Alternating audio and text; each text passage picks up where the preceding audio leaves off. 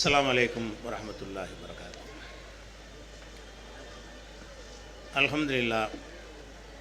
அல்ஹம்துலில்லாஹி நஹ்மதுஹு வ நஸ்தஈனுஹு வ நஸ்தக்ஃபிருஹு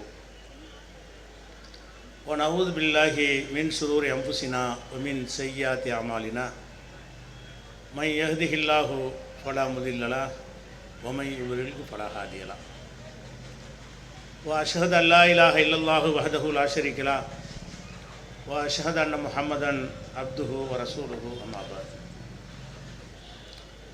கண்ணியத்திற்குரிய எல்லாம் வல்ல அல்லாஹு ஜல்ல ஷானஹு தஆலாவின் நல்லடியார்களே, சமரசமில்லா சத்திய கொள்கை என்ற மார்க்க விளக்க இந்த நிகழ்ச்சியில் ஒரு மாநாட்டை போல நீங்கள் எல்லாம் குழுமியிருக்கிறீர்கள். இந்த தலைப்பிற்கு செல்வதற்கு முன்னால் ஒரு முக்கியமான அறிவிப்பை செய்துவிட்டு நான் உரை தலைப்புக்குள் செல்கிறேன். இந்த நிகழ்ச்சியை நடத்துவதற்காக இதனுடைய பொறுப்பாளர்கள் கடுமையான சிரமங்களை மேற்கொண்டு இதற்கான ஏற்பாடுகளை செய்திருக்கிறார்கள். அவர்கள் இந்த கூட்டத்தை வெற்றிகரமாக நடத்தி முடிப்பதற்கு பொருளாதார தேவை இன்னும் அதிகமாக இருப்பதாக சொன்னார்கள். எனவே உங்களிடத்தில் வாலியேந்து வரக்கூடிய சகோதரர்களுக்கு இந்த நிகழ்ச்சி சிரமமில்லாமல் அவர்களுக்கு சுமையே இல்லாமல் நடத்தி முடிக்கப்படுவதற்கு உங்களால் ஆன உதவிகளை செய்யுமாறு கேட்டுக்கொண்டு என்னுடைய உரைக்கு நான் வருகிறேன். அன்பிற்குரிய சகோதரர்களே, இஸ்லாம் மார்க்கத்திற்கு அடிப்படையான 2 கொள்கைகள் இருக்கிறது என்பதை நீங்கள் எல்லாம் அறிவீர்கள். ஒன்று லா இலாஹ இல்லல்லாஹ் என்ற கொள்கை, இன்னொன்று முஹம்மது ரசூலுல்லாஹ் என்ற கொள்கை. இந்த 2ஐயும் யார் ஏற்றுக்கொள்கிறாரோ அவர்தான் முஸ்லீமாக முடியும். முஸ்லீம் அல்லாத ஒருவர் உங்களிடத்தில் வந்து நான் இஸ்லாத்தை எப்படி ஏற்பது என்று கேட்டால் இந்த 2ஐ தான் சொல்லிக் கொடுப்பீங்க. நான் எப்படி இஸ்லாத்திற்கு வருவது என்று கேட்டால் நீங்கள் லா இலாஹ இல்லல்லாஹ் என்ற கொள்கை ஏற்றுக்கொள்ளுங்கள், முஹம்மது ரசூலுல்லாஹ் என்ற கொள்கை ஏற்றுக்கொள்ளுங்கள், முஸ்லீமாகி விடுவீர்கள். அப்போ ஒருவன் முஸ்லீமாக இருப்பதாக இருந்தால் அதற்கு அடிப்படை கொள்கை என்னவென்று சொன்னால் அது லா இலாஹ இல்லல்லாஹ், அல்லாஹ் வணக்கத்திற்கு உரியவன் அல்லாஹ்வை தவிர யாரும் இல்லை என்று நம்புவது, முஹம்மது நபி அவர்கள் அல்லாஹுடைய தூதர் என்று நம்புவது. இந்த 2ஐயும் நம்புவதற்கு பெயர் தான் இஸ்லாம். இதை நம்ம எல்லாரும் வழங்கி வச்சிருக்கிறோம். நாம் மாத்திரம் வழங்கி வைக்கவில்லை, முஸ்லீம் அல்லாத மக்கள் இதை வழங்கி வைத்திருக்கிறார்கள். முஸ்லீம்கள் என்றால் லா இலாஹ இல்லல்லாஹ் சொல்வார்கள், முஹம்மது ரசூலுல்லாஹ் சொல்வார்கள், அல்லாஹை மட்டும் வணங்குவார்கள், முஹம்மது நபி வழியிலே செல்வார்கள். இப்படி நம்மளை பற்றி முஸ்லீம் அல்லாத மக்களும் விளங்கி வைத்திருக்கிற அளவுக்கு இந்த கொள்கை எல்லாருக்கும் தெரிந்த கொள்கை. முஸ்லீமில் இருக்கிற யாருக்கும் இந்த கொள்கையை தெரியாமல் இருக்காது, இதில் நம்பிக்கை இல்லாமல் இருக்காது. அப்படி இருக்கும் பொழுது அந்த கொள்கையில் நம்ம உறுதியோடு இருக்கிறோமா? கொள்கையில் இருக்கிறோம். லா இலாஹ இல்லல்லாஹ் என்ற கொள்கையில் நம்ம இருக்கிறோம். அந்த கொள்கையில் நம்ம உறுதியோடு இருக்கிறோமா? வளைஞ்சு கொடுக்காமல் இருக்கிறோமா? சமரசம் செய்யாமல் அட்ஜஸ்ட்மெண்ட் பண்ணாமல் நம்ம இந்த கொள்கையில் நம்ம தெளிவாக இருக்கிறோமா என்பதை உணர்த்துவதற்காகத்தான் இந்த சமரசம் இல்லாத சத்திய கொள்கை. இந்த கொள்கையில் யாரோடையும் சமரசம் செஞ்சுக்கிறக்கூடாது, வளைஞ்சு கொடுத்துடக்கூடாது. புட்டிச்ச புடிய இரும்பு பொடியாக என்ன செய்யணும், பிடித்தவர்களாக இருக்க வேண்டும் என்றால் இந்த சமரசமில்லா சத்திய கொள்கை என்ற தலைப்பு எனக்கு தந்திருக்கிறார்கள். பொதுவாக மனிதர்கள் பல கொள்கை உடையவர்களாக வாழும் பொழுது அவங்கள்ட்ட இந்த சமரசம் செய்யக்கூடிய தன்மை தன்னால் வந்துடும். ஒரே கொள்கையுடையவர்கள் மட்டும் இருந்தாங்கன்னு வைங்க, எல்லாரும் அந்த கொள்கையிலே போய்கொண்டே இருப்பார்கள். பல கொள்கையில் உள்ளவர்கள் வாழும்போது என்ன ஆகுன்னு கேட்டால் அவங்களுடைய திருப்தியை பெறுவதற்காக, அவங்களுடைய அன்பை பெறுவதற்காக, அவர்களோடு கலந்து வாழ்வதற்காக அவங்கள மாதிரியே நம்மளும் சில செயலை செய்ய ஆரம்பிச்சிருவோம். அப்போ எங்கே அந்த சமரசம் செய்ய வேண்டிய நிலை ஏற்படும் என்று சொன்னால் பல்சமய மக்கள், பல சமய மக்கள் வாழக்கூடிய பகுதிகளில் முஸ்லீம்கள் வாழ்வார்கள் என்று சொன்னால் அவங்க அந்த கொள்கையுடைய உறுதிப்பாட்டை கொஞ்சம் தளர்த்தி விடுகிறார்கள், மற்றவங்களை பார்த்து காப்பி அடிக்கக்கூடிய தன்மையில் இருக்கிறார்கள். இப்படித்தான் மனிதர்கள் படைக்கப்பட்டும் இருக்கிறார்கள். எல்லா மனிதர்களுமே தங்களை சுற்றி நடப்பதை பார்க்கிறார்கள்.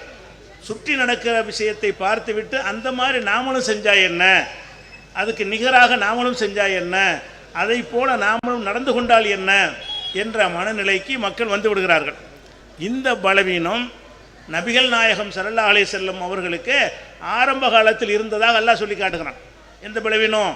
மற்றவங்களுக்கு ஏற்ப கொஞ்சம் நம்ம நடக்கணும் என்ற ஒரு நிலைமை நபிகள் நாயகம் ஸல்லல்லாஹு அலைஹி வஸல்லத்துக்கு இருந்ததாக அல்லாஹ்வே குர்ஆனில் சொல்கிறான். பிறகு அல்லாஹ் கண்டித்து அதை திருத்தி இனிமேல் நடக்கக்கூடாது என்ற வழிகாட்டுதலை நமக்கு தந்து விட்டான். அது என்ன நிலைமை? அந்த வரலாறை தெரிந்து கொள்ள வேண்டும். நபிகள் நாயகம் ஸல்லல்லாஹு அலைஹி வஸல்லம் அவர்கள் மக்காவில் பிரச்சாரம் செய்யும் பொழுது ஒரு பிரமுகர்கள் குறைஷி குலத்தினுடைய முக்கியமான ஆட்கள் அவங்களோட பேசிக்கிட்டு இருக்கிறாங்க. இஸ்லாம்டா இதுதான், நான் அல்லாஹ்வுடைய தூதராக இருக்கிறேன், இன்னென்ன மாதிரி நீங்கள் நம்பணும், இதுதான் சரியான கொள்கை, மரணத்துக்கு பிறகு ஒரு வாழ்க்கை இருக்கிறது, இந்த விஷயங்களை நபிகள் நாயகம் ஸல்லல்லாஹு அலைஹி வஸல்லம் அவர்கள் குறைஷி குலத்து பிரமுகர்களுக்கு சொல்லி கொண்டிருக்கிறார்கள்.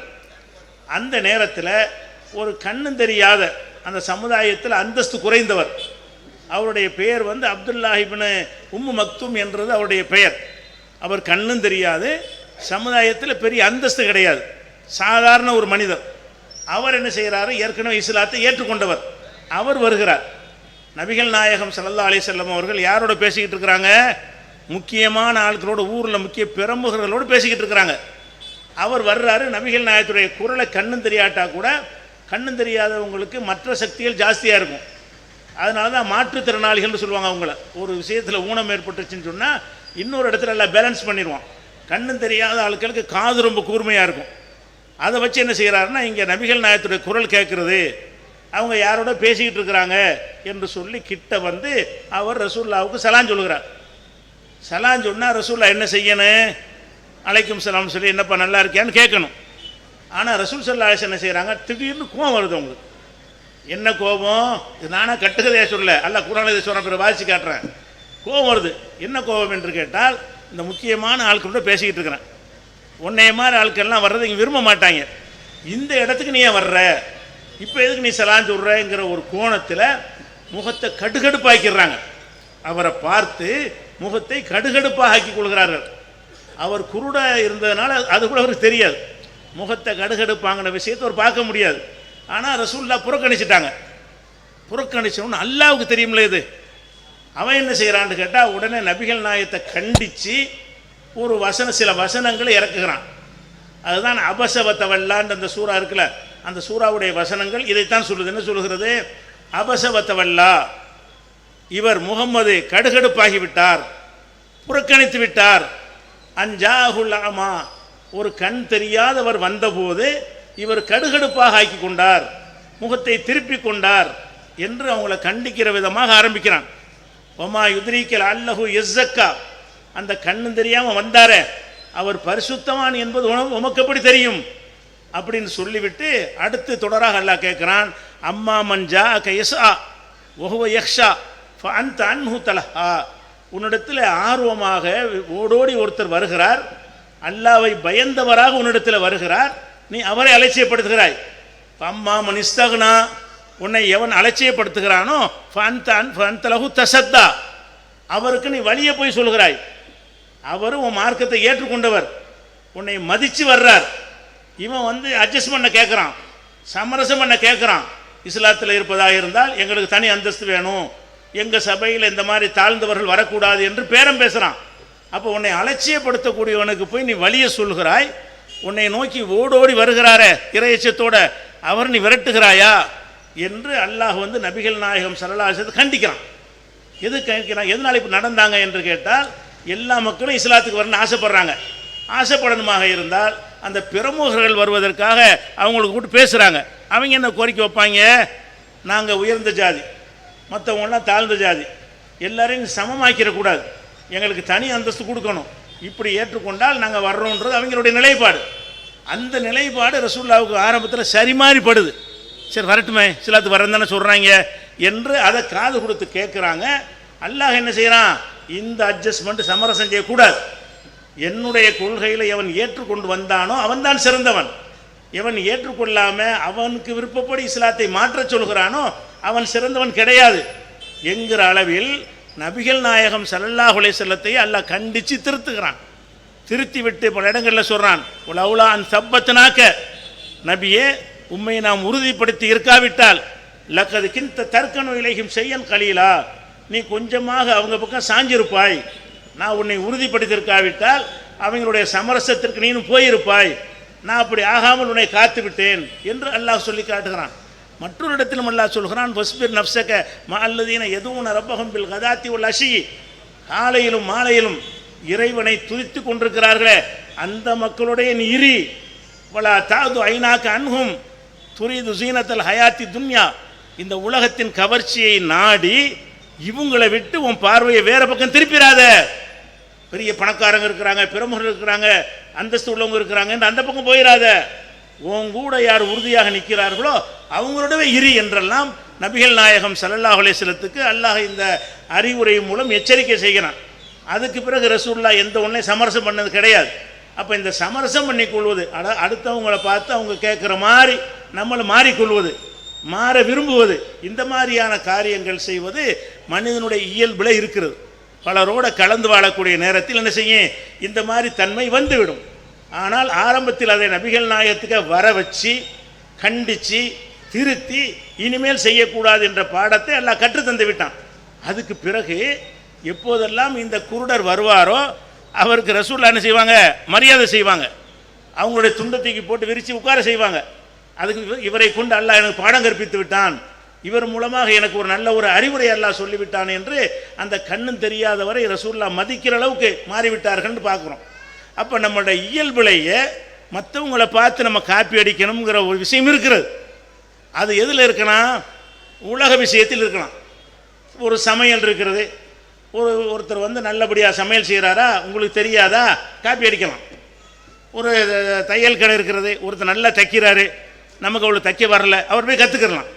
உலக விஷயங்களை பொறுத்த வரைக்கும் அடுத்தவங்களை பார்த்து அது நல்லதாக இருக்கும் என்று சொன்னால் நம்ம கட்டிக்கிறோம், செய்து கொள்கிறோம். ஆனால் கொள்கையில் அப்படி செய்ய முடியுமா? நீங்கள் லா இலாஹ இல்லல்லாஹ்னு ஒரு கொள்கை ஏற்றுக்கொண்டீர்கள், முஹம்மது ரசூலுல்லாஹ்னு ஒரு கொள்கை ஏற்றுக்கொண்டீர்கள். பிற மக்களோட வாழும் பொழுது அவங்கள மாதிரி நம்மளும் போனால் என்ன வரலாமா? வருது. இப்போ உதாரணத்துக்கு சொல்வதாக இருந்தால் நம்ம சமுதாயத்தில் தர்காக்கள் கட்டி வச்சுருக்கிறாங்கல்ல. யார் கட்டியிருக்கா தர்கா? முஸ்லீம் தான் கட்டியிருக்கிறாங்க. தர்கா கட்டினவங்க யார்? இந்த லா இலாஹ இல்லல்லாஹ் முஹம்மது ரசூலுல்லாஹ்னு சொன்னவங்க தான்.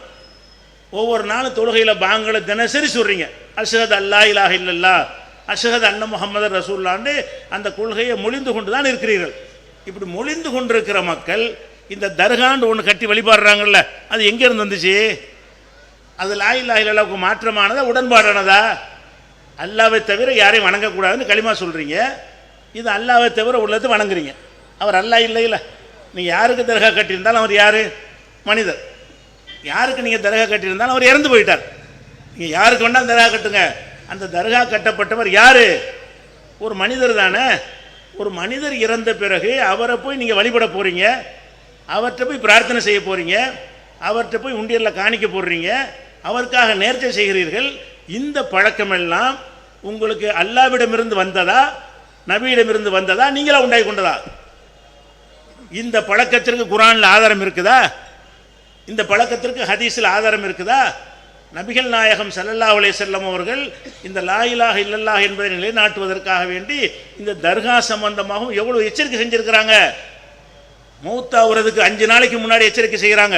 லானல்லாஹுல் யஹூத வன் நஸாரா இத்தஹது குபுர அம்பியாஹி மசாஜித், தங்களுடைய நபிமார்களுடைய கபர்களை எல்லாம் தர்காக்கள் ஆக்கிவிட்டார்களே, அவர்களை அல்லாஹ் நாசமாக்குவானாக என்று யகூதிகளையும் நசாராக்களையும் நபிகள் நாயகம் ஸல்லல்லாஹு அலைஹி வஸல்லம் சபித்திருக்கிறாங்க.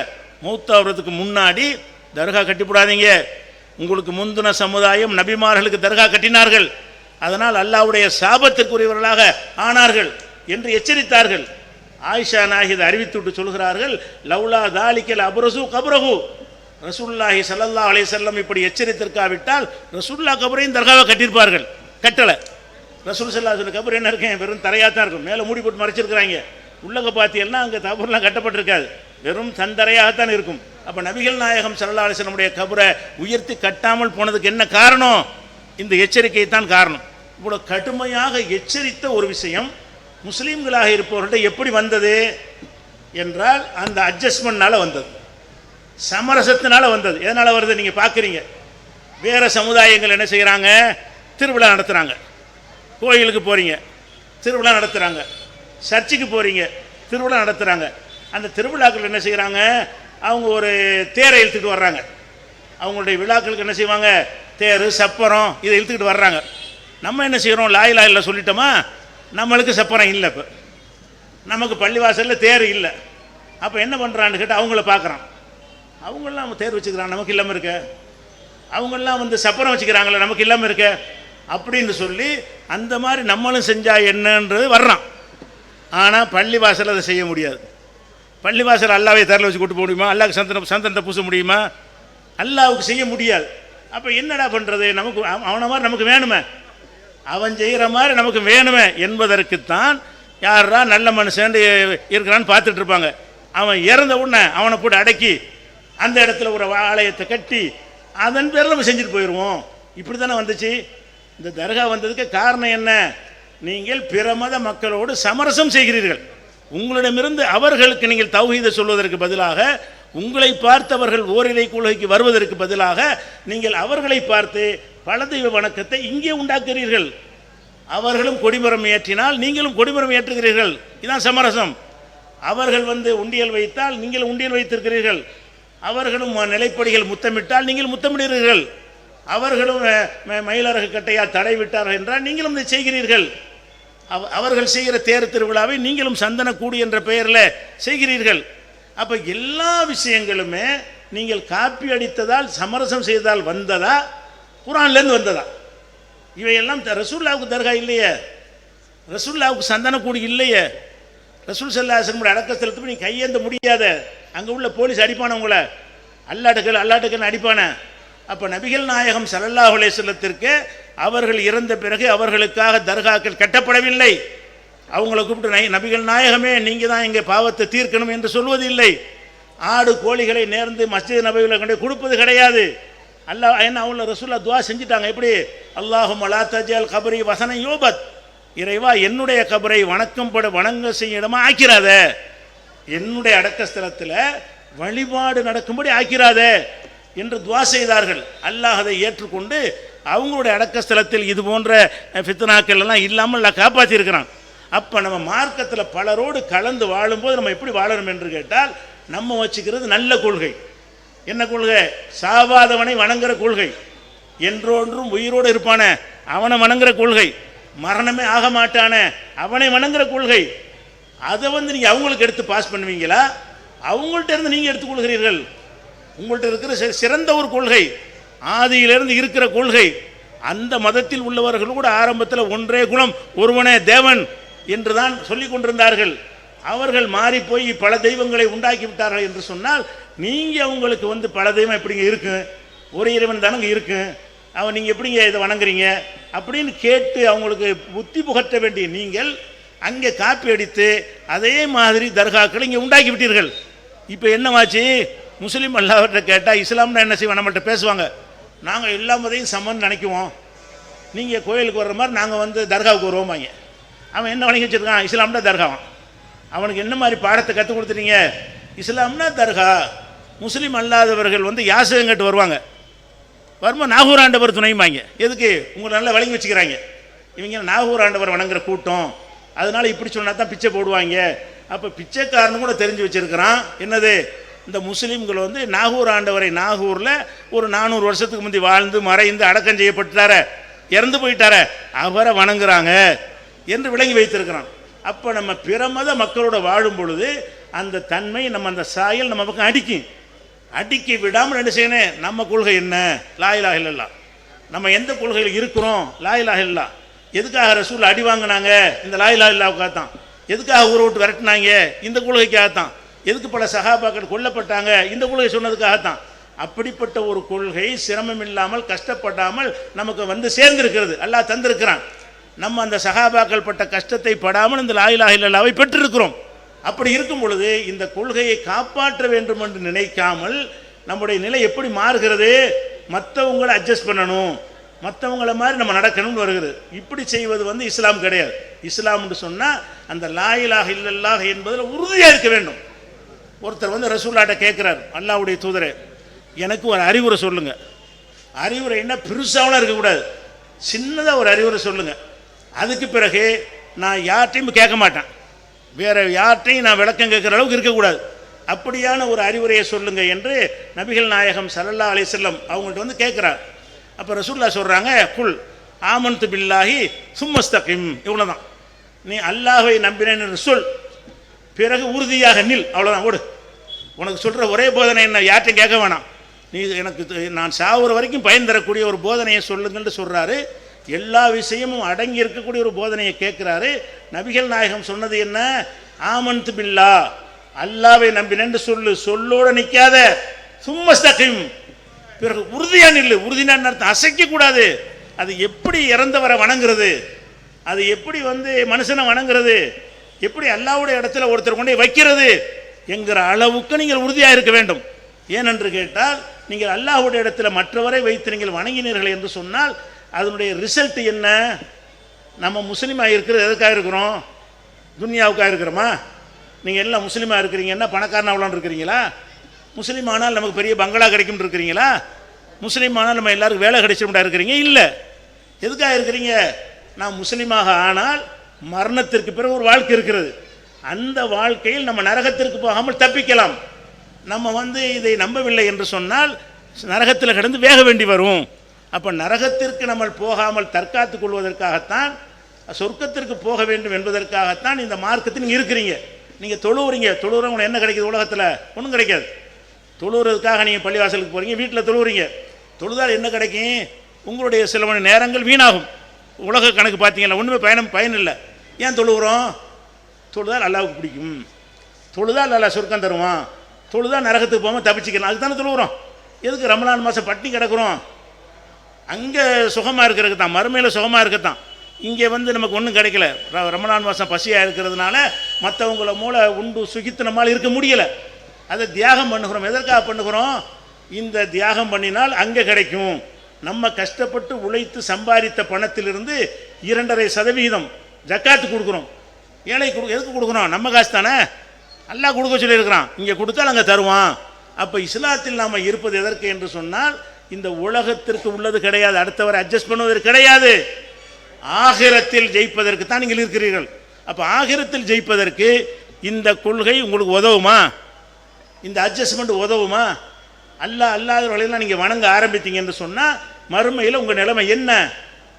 அல்லாஹ் குர்ஆனில் சொல்லி காட்டுகிறான், உமை யுஷ்ரிக் பில்லாஹி ஃபக்கத் ஹர்ரமல்லாஹு அலைஹில் ஜன்னா.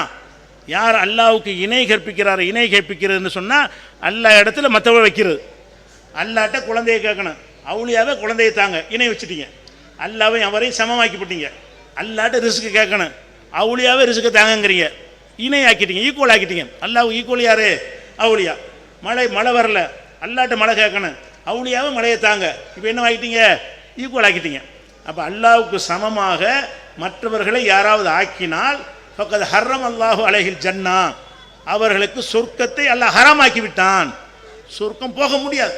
நீங்கள் தொழுதாலும், நோன்பு வைத்தாலும், ஜக்காத்து கொடுத்தாலும், தஸ்மீ மணி உருட்டி கொண்டிருந்தாலும், பள்ளிவாசலில் கதின்னு கிடந்தாலும், இந்த காரியம் வந்துவிட்டால், எந்த காரியம்?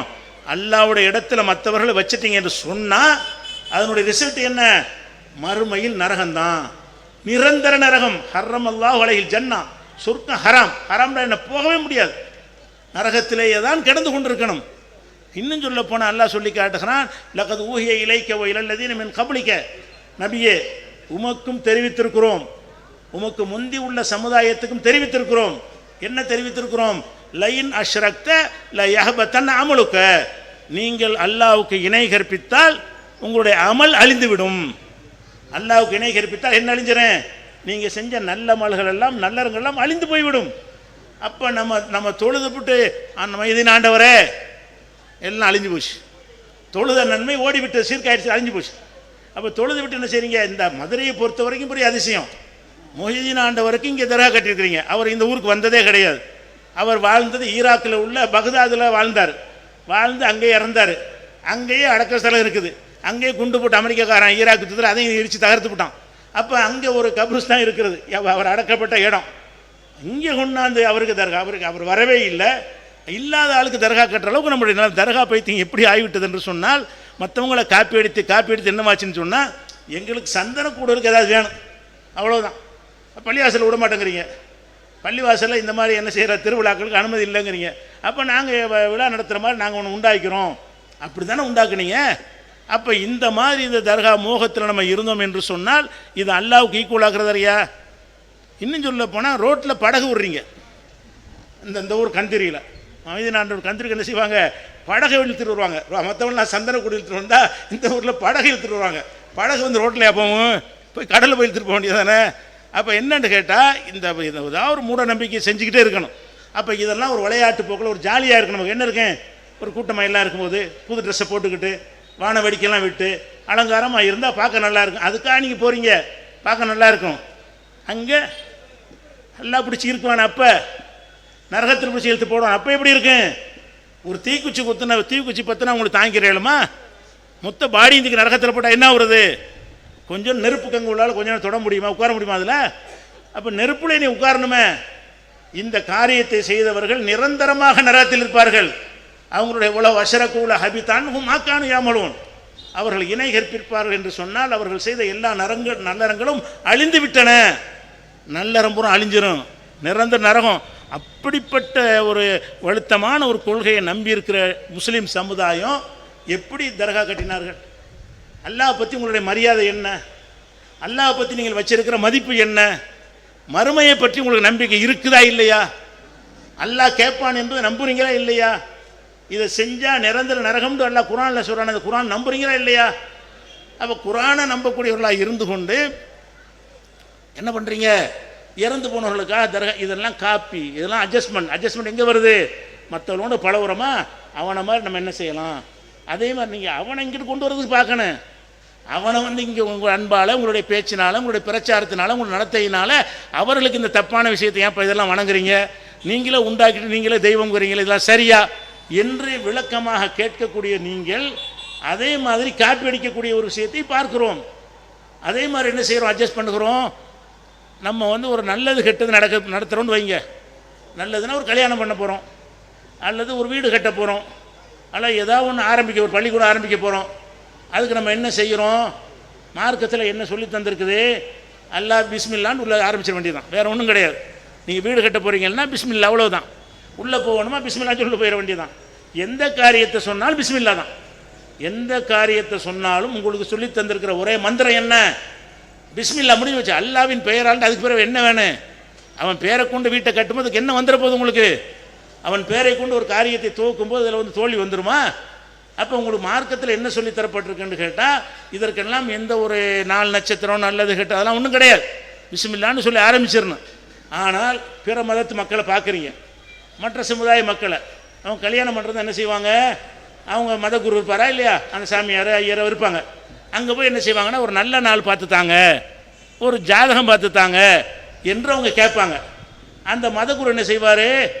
இந்த நாள் நல்லாயிருக்கும், இது ராகு அங்கே இருக்குது, கேது இங்கே இருக்குன்னு சொல்லி அவர் என்ன செய்வார்? ஒரு நல்ல நாள் இப்போ இந்த நாளில் நீங்கள் செய்யுங்கம்பார். அதை கேட்டு அந்த மக்கள் செய்கிறாங்க. இவன் பார்க்குறான், அவனுக்கு மட்டும் அது நமக்கு இல்லையே, அவனுக்கு நல்ல நாள் இருக்குதான், நமக்கு இல்லையே. அப்போ என்ன செய்கிறது? அப்போ என்ன பண்ணுறது? நல்ல நாள் அஜர்த்திட்ட போவோம். அஜர்த்து என்ன பண்ணியிருக்கேன்னு, ஏன்டா அது வேணான்னு தான் நாங்கள் வந்தீங்க, மரணம் எங்கே வந்து கேட்குறீங்க? அஜர்த்து சரியான அஜர்த்து தான் என்ன செஞ்சுருக்கேன்னு, அஜர்த்து எங்களுக்கு ஒரு நல்ல நாள் பார்த்தா கல்யாணம் பண்ண போகிறோம், ஒரு நல்ல நாளை பார்த்து சொல்லுங்கள் அப்படின்னு அஜர்த்திட்ட கேட்டால், மார்க்கத்தை அறிந்து அறிஞராக இருந்தால் என்ன செய்யணும்?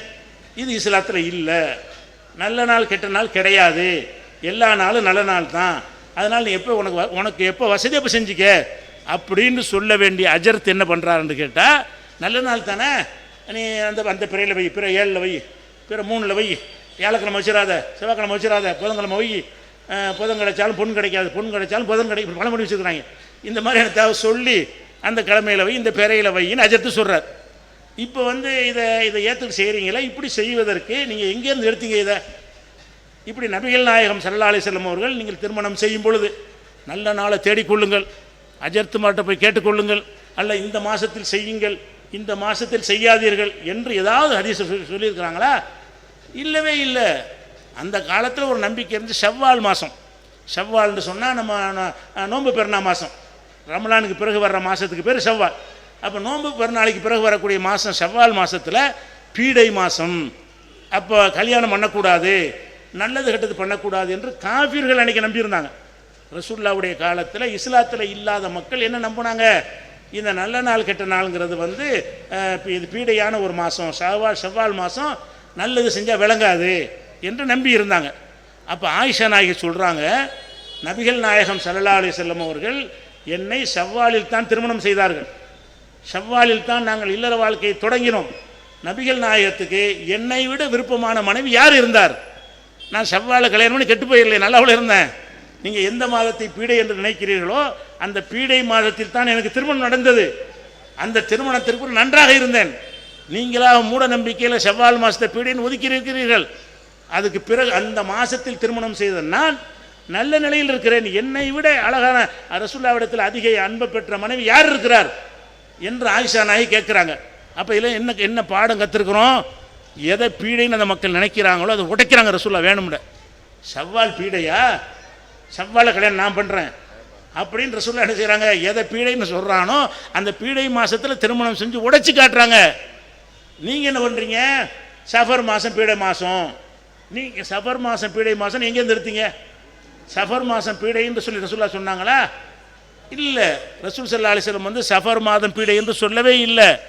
இவங்களாக ரசூலுல்லாஹ் வந்து சஃபர் மாதத்தில் நோய்வாய்ப்பட்டாங்களாம். அப்புறம் ரபியுல் மாதத்தில் மூத்தா போயிட்டாங்களாம். ரசூலுல்லாஹ் நோய்வாய்ப்பட்ட மாதமாக இருக்கிறதுனால அந்த மாதத்தில் கல்யாணம் பண்ண மாட்டோம் இவனாக எடுத்துக்கிறான். அப்படின்னு சொன்னால் நீ நோய்வாய்ப்பட்ட நாளை ஒதுக்கணுமா, இறந்த நாளை ஒதுக்கணுமா? சஃபரில் நோய்வாய்ப்பட்டாங்க, மூத்து ரபியுல் அவ்வளோ, அதுக்கு மீலாது விழா கொண்டாடிட்டு இருக்கிற. அப்போ ரபியுல் அவ்வளோ பீடைன்னு சொல்லு. நீ சொல்வதாக இருந்தால் என்ன செய்யணும்? ரசூலுல்லாவை மூத்தாக்கின மாதம் இது அப்படின்னு செஞ்சியா? ரசூலுல்லாஹ் நோய்வாய்ப்பட்டாங்களாம் சஃபரில், அதனால சஃபர் மாதத்தில் ஒன்றும் செய்ய மாட்டாங்களாம். அப்போ ரசூலுல்லாஹ் நோய்வாய்ப்பட்டதுக்காக செய்யக்கூடாதுன்னு சொன்னால் அப்போ நீ ரபியுல் அவ்வளில் ஏன் செய்கிற? நோய்வாய்ப்பட்டது கொஞ்சம் பரவாயில்லை, மௌத்து பெரிய விஷயம் தானே. மௌத்து பெரிய பாதிப்பா, நோய் பெரிய பாதிப்பா? மௌத்து தான் பெரிய பாதிப்பு. அப்போ பெரிய பாதிப்பு ஏற்பட்டிருக்கிற ரபியுல் அவ்வல் மாதத்தில் வந்து என்ன செய்கிறாங்க? பீடைன்னு உண்டாக்கி எதுலேருந்து காப்பி அடித்தாங்க? அவனுக்கு ஆடி மாதம் வச்சுக்கிறோம், நமக்கு ஒன்று வேணும். இது எங்கே எடுத்துக்கிட்டீங்க? அவங்க ஆடி மாதத்தை பீடைன்னு ஒதுக்கியிருக்கிறாங்க, நமக்கு ஆடி சஃபரு. இதனால் வந்துச்சா? குர்ஆன்லேருந்து வந்துச்சா? ஹதீஸ்லேருந்து வந்துச்சா? அப்போ நீங்கள் ஒரு இது உண்டாக்குறீங்க, உங்களுக்கு அந்த கொள்கையில் உறுதி இல்லை. ஆனால் ரசூல் ஸல்லல்லாஹு அலைஹி வஸல்லம் என்ன செஞ்சாங்க? லா தசுப்பு தஹ்ர, காலத்தை ஏசாதீர்கள், காலத்தை குறை சொல்லாதீர்கள். இன்னல்லாஹ ஹுவ தஹ்ர், அல்லாஹ் தான் காலம். அப்போ நீ கெட்ட நாள்னா அல்லாஹ் கெட்டவன் அர்த்தம். காலத்தை கெட்ட நாள் ஒரு நாளை திட்டினால் நீங்கள் யாரை திட்டுறீங்க? அல்லாவை திட்டுறீங்கன்னு அர்த்தம். ரசூலுல்லாஹ் உங்களுக்கு போதனை செஞ்சுருக்கிறாங்க. நல்ல நாள் கேட்டால் மண்டையில் அடிச்சு என்னடா நல்ல நாள்? எல்லாம் நல்ல நாள் தான் சொல்ல வேண்டும். இன்னும் சொல்ல போனால் உங்களுக்கு அல்லாஹ் அறிவை தந்திருக்கிறான். அறிவை கொண்டு சிந்திச்சு பாருங்கள். எந்த ஒரு நாளையாவது ஒரு வெள்ளிக்கிழமை எடுத்துக்கிடுவோம், இன்றைக்கி ஞாயிற்றுக்கிழமை எடுத்துக்கிடுவோம். இந்த நாளில் வந்து எல்லோருக்கும் நல்லது நடக்குமா? நடக்காது. இந்த நாளில் எல்லாருக்கும் கெட்டது நடக்குமா? நடக்காது. இந்த நாளில் 4 பேர் கல்யாணம் நடந்திருக்கும், இந்த நாளில் 4 பேர் மூத்தா போயிருப்பான். ஒரு நாளில் ஒரு நேரத்தில் நல்லதும் கெட்டது கலந்தான் நடக்குது. எந்த ஒரு நிமிடத்திலேயாவது இதில் ஒரு கெட்டதே நடந்தது இல்லை? ஒரு நிமிடம் சொல்லுங்க பார்ப்போம். உலகத்தில் கெட்டதே நடக்காத நேரம் இருக்குதா? அல்லது நல்லதே நடக்காத நேரம் இருக்குதா? எந்த ஒரு நேரத்தை எடுத்துக்கொண்டாலும் சிலர் பணக்காரனாகுவான், அந்த நேரத்தில் சில பிச்சைக்காரனாகுவான். சில பேர் நோயிலேருந்து குணமாகுவான், சில பேர் அந்த நேரத்தில் நோயாளி ஆகுவான். அப்போ ஒவ்வொரு விதத்திலும் என்ன செய்கிறது? நல்லது கெட்டது கலந்து ஒவ்வொரு மைக்ரோ செகண்ட்லையும் நல்லது பேர் கெட்டதும் இருக்குது. 1000 பேருக்கு நல்லது இருந்தால் இன்னொரு 1000 பேருக்கு கெட்டது இருக்கிறது. அப்போ நாளில் நல்லது கிடையாது விளங்கலை. நாளுக்கு நல்லது செய்கிற சக்தி இருக்குதுன்னு சொன்னால் அந்த நாளில் யாருக்கும் கேட வரக்கூடாதுல்ல. சரி, நீங்கள் கல்யாணம் காட்சி எதை நடத்தினாலும் அஜத்தை கெடுத்தானே செய்கிறீங்க. அப்போ ஏன் உங்களுக்குள்ள பஞ்சாயத்து வருது? எத்தனையோ கல்யாணங்கள் விவாகரத்தில் முடியுது, ஏன் பார்த்தானே செஞ்சீங்க? நல்ல நாள் பார்த்து கல்யாணம் பண்ணீங்க, அஜத்தை தான் குறித்து தந்தார். அப்போ நீங்கள் கடைசி வரைக்கும் பிரியாத இணை பிரியாத தம்பதிகளாக வாழ்கிறீங்களா? எத்தனை பேர் இந்த மாதிரி கல்யாணம் பண்ணவங்க பிரிஞ்சு போயிட்டாங்க, பஞ்சாயத்தாகி போயிடுச்சு, இளம் வயசில் இவனோ அவரை செத்து போயிடுறாங்க. அப்போ வந்து இந்த நாளுக்கு அது சம்பந்தம் கிடையாது. அல்லாஹ் விதி, ஒவ்வொரு ஆளுக்கும் தனித்தனியான விதியை நம்பணுமா இல்லையா? ஒல் கதிரி ஹைரிஹி ஒ ஷர்ரிஹி மினல்லாஹி தஆலா, நல்லது கெட்டது எல்லாம் அல்லாஹ்வுடைய ஏற்பாடு, அவ்வளோதான். எனக்கு நல்லது வரணும்னு அல்லாஹ் எழுதி இருந்தால், ஞாயிற்றுக்கிழமை இரவு 10 மணிக்கு எனக்கு நல்லது நடக்கும்னு எழுதியிருந்தால் அது எனக்கு நடக்கும். அதே ஞாயிற்றுக்கிழமை 10 மணிக்கு உங்களுக்கு கெட்டது நடக்கும்னு எழுதியிருந்தால் அது நடக்கும். அல்லாஹ் எழுதியபடி அந்த நேரத்தில் அது நடக்கிறதே தவிர ஒரு நேரத்தில் எல்லாமே நல்லது அப்படின்னு கிடையாது, ஒரு நேரத்தில் எல்லாமே கெட்டது அப்படிங்கிறதும் கிடையாது.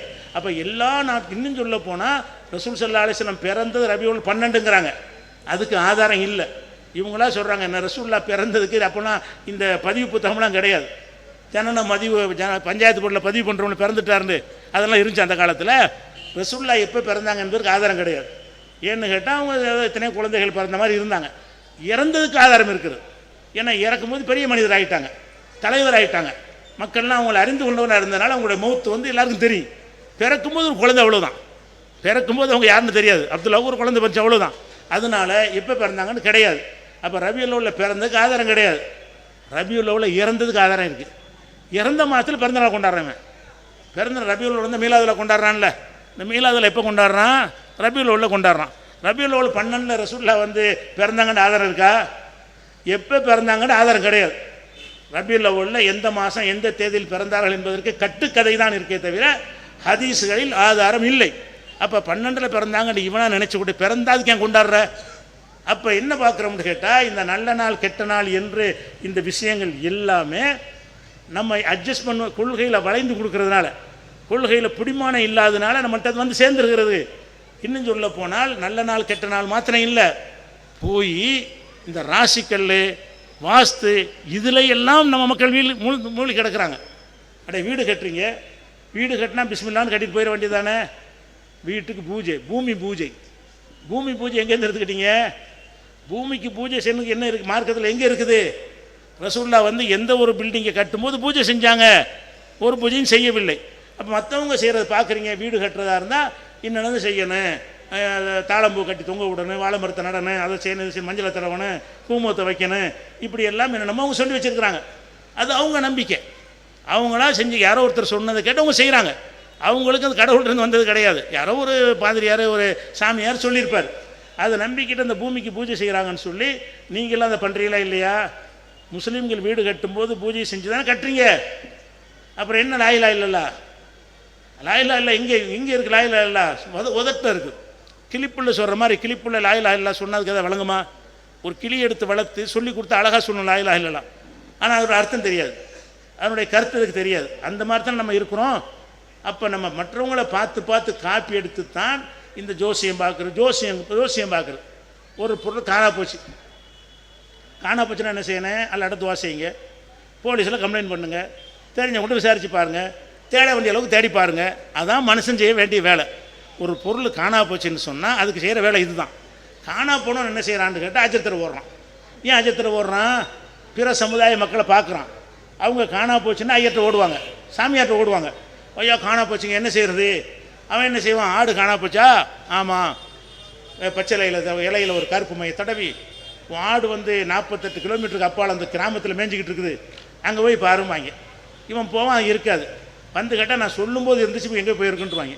அப்போ அந்த மை போட்டு பார்க்குறது, ஜோசியம் பார்க்குறது, அது மாதிரி எனக்கு வைத்த வழியாக இருக்கார சூனியம் பண்ணிட்டாங்கன்னு சொல்லுவான். இவன் என்ன செய்வான்? உன் பக்கத்து வீட்டுக்காரன் தான் பண்ணிட்டான் சூனியம், சண்டையாக்கி விட்ருவாங்க. உன் பக்கத்தில் உள்ள ஒன்றா நினைச்சிட்டான் இந்த பொம்பளை தான் சூனியம் பண்ணிட்டான், பொண்டாட்டியுடைய மாமியா தான் சூனியம் பண்ணிட்டான், இப்படி ஏதாவது சொல்லி விட்ருவாங்க. குடும்பத்தில் பஞ்சாயத்தை உண்டாக்குறதுக்கெலாம் என்ன காரணம்னு கேட்டால் இந்த மத குருமார்களை கடவுள் மாதிரி ஆக்கி, நாளை நடப்பதெல்லாம் தெரிகிற மாதிரி ஆக்கி நீங்கள் வந்து பற்ற மதத்துக்காரங்க நம்புகிறாங்க. அப்போ நாளை நடக்கிற ஒரு விஷயம் யாருக்கு தெரியும்? நாளை காணா போன விஷயம் யாருக்கு தெரியும்? யார் பார்த்தானா உனக்கு தெரியும். அப்போ அதே நேரத்தில் இந்த அஜர்த்துமார் நோயின்னு போனீங்கன்னு வைங்க, அப்போ என்ன செய்கிறாங்க?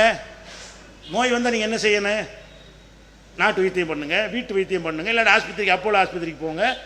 நான் ஏதாவது ஒரு வகையான வைத்தியத்தை பண்ணுங்க, அது மார்க்கத்தில் இருக்கிறது. அல்லது நல்லா விடுத்து துவா செய்யுங்க, ரசூல்லா கட்டுறது துவாக்களை ஓதுங்க. இது ஆன்மீக ரீதி, இவ்வளோ தான் பரிகாரம் இருக்குது. நீங்கள் என்ன பண்ணுறீங்க? நோய் வாய்ப்பட்டு அஜத்தில் தாயத்து கொடுத்தாங்க, தட்டழித்தாங்க, அதை தாங்க இதை தாங்கன்னு கேட்குறீங்க. அவர் என்ன செய்கிறாரு? நோயாளிக்கு வந்து தாயத்தை எழுதி கொடுக்குறாரு, அதை தோளில் இடுப்புல எல்லாம் கட்டிக்கிறீங்க. இதெல்லாம் கட்டுறது எங்கேருந்து வந்துச்சு? இது குரானில் இருக்குதா? ரசூல்லா செஞ்சாங்களா? ரசூல்லா தன் வாழ்நாளில் தாயத்து போட்டிருந்தாங்களா? அல்ல யாருக்காவது தாயத்து போட்டு கட்டி விட்டாங்களா? எத்தனை பேர் நோய் வாய்ப்பட்டிருக்கான்னுலாம் சொன்னாங்கல்ல. அவங்கள ரசூல்லா பார்க்க போகும்போது என்ன செய்வாங்கன்னு கேட்டால் துவா செய்வாங்க. அது ஹிபில் பாச ரப்பன்னாஸ், இறைவா இந்த நோயை நீக்கி வைத்துருவாயாக, உன்னை தவிர யார் நோயை குணமாக்க முடியாது, நீ தான் குணமாக்கணும்னு ஒரு துவா செய்வாங்க. அது ஹிபில் பாச ரப்பன்னாஸ் லா ஷிஃபா இல்லா ஷிஃபாவுக்கு ஷிஃபா அன்லா யுகாதிர் சக்கமன் உல ஆலமான்னு ஒரு துவா செய்வாங்க. இதுக்கு அர்த்தம் என்ன? இறைவா நீ தான் நோயை குணமாக்குறவன், உன்னை விட்டால் யாரும் இல்லை என்று நோயாளியை சந்தித்து ஒரு துவா செய்வாங்க. இது மார்க்கத்தில் இருக்கிறது. இங்கே போய் அஜத்தில் போனீங்கன்னா அவர் என்ன செய்கிறாரு? அங்கே காப்பி அடிக்கிறார். இங்கே பிற மத மக்கள் என்ன செய்கிறாங்கன்னா மத குருமார்ட்ட போகிறாங்க. அந்த மத குருமாரில் என்ன செய்கிறாங்கன்னு கேட்டால் எந்திரம் தந்திரம்னு என்னத்தையே போட்டு இதை செய்யும், உனக்கு நோய் குணமாயிரும், இந்த பவுடர் நெத்தியில் பூசிக்க, இந்த விபூதி அடிச்சிக்கன்னு என்னத்தையும் சொல்லி கொடுக்குறாங்க. அதை நம்பி அவங்களும் செய்கிறாங்களா? இப்போ நமக்கு வேணுமே, நம்ம போய் சாமியார்ட்ட கேட்க முடியாது. நமக்கு சாமியார் அஜர்த்து தான். அப்போ அஜர்த்துட்டு வந்து என்ன செய்கிறாங்க, அஜர்த்து இந்த மாதிரி இருக்குது, நோய்வாய்ப்பட்டுட்டோம். அதே நேரத்தில் நோய்வாய்ப்பட்ட அஜர்த்து எங்கே போகிறாரு? ஆஸ்பத்திரிக்கு போகிறார். அஜர்த்து பிள்ளைக்கு உடம்பு சரியில்லைன்னா அவர் என்ன செய்கிறாரு? ஆஸ்பத்திரி போய் ட்ரீட்மெண்ட் தாயத்து போட மாட்டேங்கிறார். உங்களுக்கு வந்தால் உங்களுக்கு தாயத்து, அவருக்கு வந்தால் வைத்தியம். அப்போ இது எது? நான் ஆனால் ரசூலுல்லாஹ் உங்களுக்கு என்ன வழிகாட்டினாங்க? மன் தல்லக தமீமத்தன் ஃபக்கத் அஷ்ரக, எவன் தாயத்தை தொங்க விடுகிறானோ அவன் அல்லாவுக்கு இணை கற்பித்து விட்டான். 2 அல்லாஹ் சொன்னான்னு அர்த்தம். தாயத்து கட்டினா அதுக்கு என்ன? இப்போ யாராவது கட்டினா ஒரு அறுத்து தெரிஞ்சிருங்க, நிரந்தர நரகத்தை தள்ளிடும். யாராவது கையில் கட்டியிருந்தீங்கன்னா, இடுப்பில் கட்டியிருந்தீங்கன்னு சொன்னால் இது பயங்கரமான பாவம், நிரந்தரமாக நரகத்தை தள்ளக்கூடிய பாவம் எது? இந்த தாயத்து போடுவது. அப்போ நபிகள் நாயகன் சொல்கிறாங்க, மன் தல்லக தமீமத்தன் ஃபக்கத் அஷ்ரக, யார் ஒருவன் தாயத்தை தொங்க விட்டுக் கொள்கிறானோ அவன் அல்லாவுக்கு இணை கற்பித்து விட்டான். அதை நம்ம செய்கிறோமா இல்லையா? 10 பேர் வர்றாங்க ரசூல்லாட்ட, இஸ்லாத்தை ஏற்றுக்கிறன்னு வர்றாங்க. வந்தவொடனே ரசூல்லா காலத்தில் எப்படி ஏற்றுக்குருவாங்கன்னா, கையை கொடுத்து கை மேலே கை வச்சு அஷ்ஹது அல்லா இலாஹ இல்லல்லாஹ் அஷ்ஹது அன்ன முஹம்மது எல்லாம் சொல்லுவாங்க. ரசூல்லாவுடைய கையில் அவங்க கையை வச்சு நாங்கள் லா இலாஹ இல்லல்லாஹ் ஏற்றுக்கிறோம். நமக்கு இப்போ ரசூல்லா இல்லை கை வைக்கிறதுக்கு, நம்ம சும்மா சொல்லிக்கிற வேண்டியதான். ரசூல்லாவுடைய காலத்தில் இப்படி நடக்கும் என்று கேட்டால், அந்த சஹாபாக்கு வந்த இஸ்லாத்தை ஏற்றுக்கிறவங்க கை மேலே கை வச்சு என்ன செய்வாங்க? உறுதிமொழி கொடுப்பாங்க. அப்போ ரசூல்லாட்ட சொல்லுவோம், 10 பேர் வந்திருந்தாங்க, 9 பேருக்கு ரசூல்லா அணிஞ்சிட்டாங்க, உறுதிமொழி வாங்கிட்டாங்க, ஒரு ஆள்கிட்ட மாட்டேன்ட்டாங்க. 10 பேர் ஒன்றா இஸ்லாத்தில் ஏற்பதற்கு வர்றாங்க. 10 பேரில் 9 பேருக்கு ரசூல்லா என்ன செய்கிறாங்கன்னா, இந்த அஷ்ஹது அல்லா இலாஹ இல்லல்லாஹ் இஸ்லாத்தில் சேர்த்துக்கிறாங்க. ஒரு ஆளுக்கு மாட்டேன்ட்டாங்க. அல்லாஹ்வுடைய துறை இவர் மட்டும் ஏன் விட்டுட்டீங்க? அவர் தாயத்து போட்டிருக்காரு. ரசூல்லா என்ன சொன்னாங்க? அவர் தாயத்து போட்டிருக்கிறார். தாயத்து போட்டிருந்தா இஸ்லாம் இல்லை, அது எரிஞ்சா தான் இஸ்லாம். அதை அறுத்துட்ட பிறகு செய்கிறாங்க. அதை அறுத்து எரிஞ்ச பிறகு என்ன செய்கிறாங்க? இஸ்லாத்தில் சேர்த்துக்கிறாங்க. அப்போ ஒரு தாயத்து போட்டு விட்டால் இஸ்லாத்தை விட்டு வெளியே போயிட்டான். நீங்கள் இஸ்லாத்துக்கு அதை அடையாளமாக்கி வச்சு விட்டீங்க. முஸ்லீம்னு எங்கள் தாயத்தை காண முஸ்லீம்ங்கிற எப்படி ஆயிடுச்சு நிலைமை? பிற சமுதாய மக்கள் என்ன பாய் உங்களுக்கு தாயத்தை காணாமல் உங்களுக்கு? அப்போ இஸ்லாமுடைய அடையாளம் என்னவாச்சு? இன்னைக்கு தாயத்தை ஆயிடுச்சு. ஆனால் அது எதுக்கு அடையாளம்? இஸ்லாத்தில் இல்லைங்கிறதுக்கு அடையாளம். தாயத்து போடுதல் என்பது இஸ்லாத்தில் நீ இருக்கிறியா இல்லையா? இல்லை, அதுக்கு அடையாளமாக ரசூலுல்லாஹ் என்ன செய்கிறாங்கன்னா, தாயத்து போட்டவரை இஸ்லாத்தில் சேர்த்துக்கிற மாட்டேங்கிறாங்க. 9 பேரை இஸ்லாத்தில் சேர்த்துக்கொண்டு அந்த ஒருவரை தாயத்தை அகற்ற வரைக்கும் சேர்க்க முடியாது என்று சொன்னார்கள். அதை எப்படி நீங்கள் மார்க்கத்தின் பேரால் செய்கிறீங்க? அட்ஜஸ்ட்மெண்ட் எல்லாம் அவனை காப்பி, எல்லாம் காப்பி காப்பி சமரசம் பண்ணிக்கொள்வது. அவங்களோட கொள்கையில் அப்படி கலந்து அவனவா நம்மளும் செய்வோமே. வாசலில் ஃப்ரேம் எழுதி தகடில் எழுதி போட்டுருவாங்க, நம்பராக போட்டு அலுமினிய தட்டில் அல்லது பித்தளையில் தகடில் எழுதி வச்சுருப்பாங்க. இது எதுக்காக வேண்டிய எந்திரம், அதுக்கு பேர் எந்திரம். அது பாதுகாக்கும். நம்ம பாய்மாரை விட்டே தொங்குது. அதெல்லாம் இந்த எந்திரங்கள் எங்கே தொங்குது? அங்கே எல்லாம் தொங்குகிறது. அப்போ இதெல்லாம் நம்ம என்ன செய்கிறோம்னு கேட்டால், மற்றவங்களோட கலந்து வாழும்போது நமக்கு சிறந்த வழிகாட்டுதல் நம்மக்கிட்ட இருக்குது. இந்த மூட நம்பிக்கையெல்லாம் ஒழித்துட்டு அல்லாஹ் மட்டும் நம்பக்கூடிய ஒரு நல்ல சமுதாயமாக நம்மளை அல்லாஹ் தேர்ந்தெடுத்து வைத்திருக்கிறான். நம்ம அந்த கொள்கையில் உறுதியாக இருந்து அவங்களுக்கு போதனை செஞ்சு, ஏன் இப்படி செய்கிறீங்க, இந்த நூலில் என்ன இருக்கிறது, அவர் மனுஷன் தானே, தாயத்தை போட்டு தரவர் யார்? மனுஷன் தானே முடிச்சு போடுறாரு. இன்னும் சொல்ல போனால் வேடிக்கை என்னன்னு கேட்டால், நாங்கள் ஆரம்ப காலத்தில் தாயத்தெல்லாம் போட்டு வர ஆள் கூப்பிட்டு நினச்சிவோம், போதனை பண்ணி தாயத்தை கலெக்ட் பண்ணலாம் சொல்லுவோம். தாயத்தை அறுத்து பார்த்தா அந்த தாயத்துக்கு உள்ளக்க சினிமா டிக்கெட்டை சுட்டு வச்சுருக்காங்க. இது பாருங்க, உள்ளக்க என்ன இருக்குது? சினிமா டிக்கெட்டை சுட்டு அடைச்சி வச்சுருக்கிறாங்க. சில தாயத்தில் டவுன் பஸ் டிக்கெட் இருக்கு. உள்ளக்க தாயத்தை உடைச்சி பார்த்தா உள்ள என்ன இருக்கு? என்னத்தையாவது பேப்பர் வச்சு அடைச்சி வச்சுருவான். நீ அந்த பேப்பர் என்ன செய்யும்? உனக்கு நோயிலேருந்து காப்பாற்று, நொடியிலேருந்து காப்பாற்று, கஷ்டத்துலேருந்து காப்பாற்று என்ன நம்புகிற? அப்போ இந்த தாயத்து போடுதல் என்பது நம்ம எதனால் நம்மகிட்ட வந்தது? பிறரோட கலந்து பழகும் பொழுது கேர்ஃபுல்லாக இருக்கணும். நாம் ஒரு சிறந்த கொள்கையில் இருக்கிறோம், பகுத்தறிவான கொள்கையில் இருக்கிறோம், ஏமாற்றப்படாத கொள்கையில் இருக்கிறோம், மத குருமார்கள் பிடியிலிருந்து தப்பித்து கொண்ட சமுதாயமாக நம்ம இருக்கிறோம். எல்லா மதங்கள்லையும் மத குருமார்கள் பிடியில் வச்சு மக்களை ஏமாற்றி கொண்டிருப்பார்கள். ஆனால் நம்ம என்ன செய்கிறோம்? அதிலிருந்து விடுபட்ட சமுதாயமாக இருக்கிறோம். அப்படின்னு விளங்கி நீங்கள் அந்த சிறப்பான முறை நடந்து காட்டினீங்கன்னு சொன்னால் அந்த மக்களுக்கு விளங்கும். அப்போ தாயத்தில் ஒன்றும் இல்லையோ, அது பொய் தானோ அப்படின்னு அவங்க இருக்கிற தாயத்தை கலட்டி போட வைப்பீங்களா? நீங்கள் என்ன செய்கிறீங்க? நீ ஒரு தாயத்து போட்டால் நான் 2 தாயத்து போடுறேன் என்கிற அளவுக்கு இருக்கிறீங்க. அதே மாதிரி இந்த மனிதர்களில் தீட்சை வாங்குறாங்க பார்த்தீங்களா? மனிதர்களில் சில ஆட்களை சாமியார்னு சொல்லிடுவாங்க. அந்த சாமியாரை தொட்டாலே பாக்கியம், அவர் கைப்பட்டாலே பாக்கியம், அவர் நமக்கு ஆசை வழங்கிட்டாலே பாக்கியம், வியாபாரம் பண்ண போகிறேன்னு சொல்லுவான். இவர் பெரிய வியாபார நிபுணராக இவர் யார்கிட்ட? சாமியார்கிட்ட போய் கேட்பான், நான் வியாபாரம் பண்ண போகிறேன், அவர் என்ன செய்வார், இப்படி இப்படிம்பார். ஆசை வழங்கிட்டார், நல்லா இருக்கும். அட இப்படி இப்படிங்கிற இடம் இருக்குது, கையாட்டின என்ன இருக்குது, ஒன்றும் இல்லை, நமக்கு உங்கள் கை மட்டும் அந்த கையும் இருக்குது. அப்போ இந்த மனிதனை என்ன செய்கிறாங்கன்னு கேட்டால், ஒரு பெரிய கடவுள் மாதிரி நினைத்து கொண்டு, இவர் ஆகாண்டு சொன்னால் ஆகோண்டு இருக்கும், இவர் ஓகோண்டு சொன்னால் ஓகோண்டு இருக்கும், இவர் கையாட்டினா நல்லபடியாக, இப்படி நம்பிக்கிட்டு என்ன செய்கிறாங்க பிற சமுதாய மக்கள், ஒரு மனுஷனை கடவுளாகிட்டு போகிறாங்க. மனுஷன் மலை ஜலத்தை சுமந்துக்கிட்டு இருக்கிறான். எந்த சாமியாராக இருந்தாலும் சரி, எந்த பாதிரியாராக இருந்தாலும் சரி, எந்த மதகுருவாக இருந்தாலும் சரி, அவங்க மலை ஜலத்தை சுமந்துட்டு இருக்கிறாங்க இல்லையா. வயிற்றில் மலம் தானே இருக்குது, மூத்தில் தானே இருக்குது, மலத்தையும் ஜலத்தையும் சுமந்து கொண்டிருக்கக்கூடிய ஒரு மனிதர். அதே மாதிரி நம்மளை மாதிரியே எல்லா விதமான ஆசாபாசங்கள் உள்ள ஒரு மனிதர். உனக்கு நோய் வர்ற மாதிரி அவருக்கு நோய் வரும். யாருக்கு வரேன், மத குருமார்கள் இருக்காங்க இல்லையா, ஆசி வழங்குறவங்க, அவங்களுக்கு நோய் வரும். நீ சாவுற மாதிரி அவரும் சாவுவார். உன்னை ஆஸ்பத்திரியில் சேர்க்குற மாதிரி அவரையும் சேர்ப்பாங்க. கண்ணு முன்னாடி இத்தனையும் பார்த்துட்டு என்ன செய்கிறோம், அவங்க வந்து வேறு சமுதாயத்து மக்கள் வந்து அந்த மத குருமார்களை கடவுள் மாதிரி ஆக்குறாங்க. இதை நீங்களும் சரியில்லை இல்லையா. இஸ்லாத்தில் இருந்து கொண்டு ஷேகுங்கிறீங்க, பெரிய தாடி வச்சா போதும், பெரிய தலப்பா கட்டினா போதும், பெரிய ஜுப்பா மாட்டினா போதும், பெரிய தஸ்மி மணியை கையில் வச்சுருந்தா போதும், பள்ளிவாசலில் தூணில் சாஞ்சி உட்காந்துருந்தா போதும், மகானு ஷேக் வந்துட்டாரு, வந்து அவன் காலை கழுவி குடிக்கிறாங்க முஸ்லீம். சில பேர் ஷேக் என்ற பெயரில் செய்தான்கள்கிட்ட போய் அவங்கள்ட்ட ஆசி வழங்குறோங்கிற பேரில் அவனுக்கு பாத பூஜை செய்கிறார்கள். இஸ்லாத்தின் பெயரால், இஸ்லாத்தின் பெயரால் பாத பூஜை செய்கிற காட்சியை பார்க்குறோம். அதே மாதிரி வந்து அவங்கள்ட்ட வந்து நீங்கள் இப்போ கல்யாணம் பண்ண போகிறேன், என்னைக்கு பண்ணணுன்னு அவர் ஒரு தேதியை கேட்பாங்க. இந்த பொண்ணுக்கு இந்த மாப்பிள்ளையை கொடுக்கலாமான்னு போய் கேட்பாங்க. கொடுக்காத, கொடுக்க மாட்டாங்க. அப்போ எல்லா விஷயத்துக்கும் வழிகாட்டியாக ஒரு மனுஷனை நம்பிக்கிட்டு இருக்கிறீங்களா, அவன்கிட்ட என்ன பார்த்தீங்க, இப்படி ஒன்று இருக்குதா? ரசூல்லா வாழும்போது ஒவ்வொரு கல்யாணம் காட்சிக்கும் ரசூல்லா தான் ஆசி வழங்கினாங்களா? அப்துல் ரஹ்மான் இப்னு அவுஃப்னு ஒரு சஹாபி, பணக்கார சஹாபி, அவர் என்ன செய்கிறாருன்னா ரசூல்லாட்ட வர்றார். வரும்போது நான் மஞ்சள் நீரை நறுமணம் பூசிக்கிட்டு வர்றார். நறுமணம் பூசினா என்ன அர்த்தம், ஒரு கல்யாணம் காட்சி நடந்துச்சுன்னு அர்த்தம். அவர் கல்யாணம் பண்ணிவிட்டு நல்ல வாசம் மனமாக ரசூல்லாவுக்கு முன்னாடி வர்றார். ரசூல்லா கேட்குறாங்க, என்னப்பா அப்துல் ரஹ்மான், என்ன விஷயம் ஒரு மாதிரியாக வந்திருக்கிறீன்னு கேட்குறாங்க. அவர் என்ன செய்கிறார், நேற்று எனக்கு கல்யாணம் ஆகிடுச்சுங்கிறாரு. அப்படியா, சரி, யார் பொண்ணு, சரி, மகரெலாம் கொடுத்தியா? கொடுத்தேன். என்ன மகரை கொடுத்த? இந்த மாதிரி கொடுத்தேன். சரி, ஒரு ஆட்டை அறுத்து விருந்து கொடு அப்படின்னு சொன்னாங்க. என்ன சொல்லலை, என்னையே கேட்க மாட்டேன், கல்யாணம் பண்ண என்னையே கேட்டு தேதி முடிவு பண்ணியா, என்கிட்ட பர்மிஷன் வந்து கேட்டாங்களா? கல்யாணம் பண்ணிட்டு போய் சஹாபாக்கள் ரசூல்லா பார்க்குறாங்க. எப்படிப்பா நான் ஒருத்தன் இருக்கும்போது என்னை விட்டுட்டு இப்படி கல்யாணம் பண்ணினேன் என்று கேட்கல, என்னை ஏன் கூப்பிடலன்னு கேட்கல, நான் தானே நாள் குடிச்சு தருவேன்னு கேட்கல, நான் தானே உனக்கு ஆசி வழங்கணும்னு கேட்கல. என்ன கேட்குறாங்க, கல்யாணம் பண்ணியா, பொண்ணு யார், மகரி என்ன கொடுத்த, எல்லாம் கேட்டுவிட்டு அல்ஹம்துலில்லாஹ் பாரக்கல்லா, அல்ல உனக்கு பறக்க செய்வானாங்க, அவளையும் பலோ பிஷாத், ஒரு ஆட்டை இருந்து விருந்து கொடுங்குறாங்க. இது எதை காட்டுது, எந்த ஒரு மகானா இருந்தாலும் அவற்றை போய் சொல்லிட்டு செய்யணுங்கிறது கிடையாது. அல்லாஹ்வுடைய ரசூலுக்கு மாதிரி பெரிய மகான் இருக்கிறாங்களா? இல்லை நபிகள் நாயகத்துக்கு மேலே பெரிய மகான் யாராவது சிலாத்தில் இருக்க முடியுமான்னு கேட்டேன். அப்போ நபிகள் நாயகத்தில் இந்த மாதிரி மக்கள் நடக்கலையே.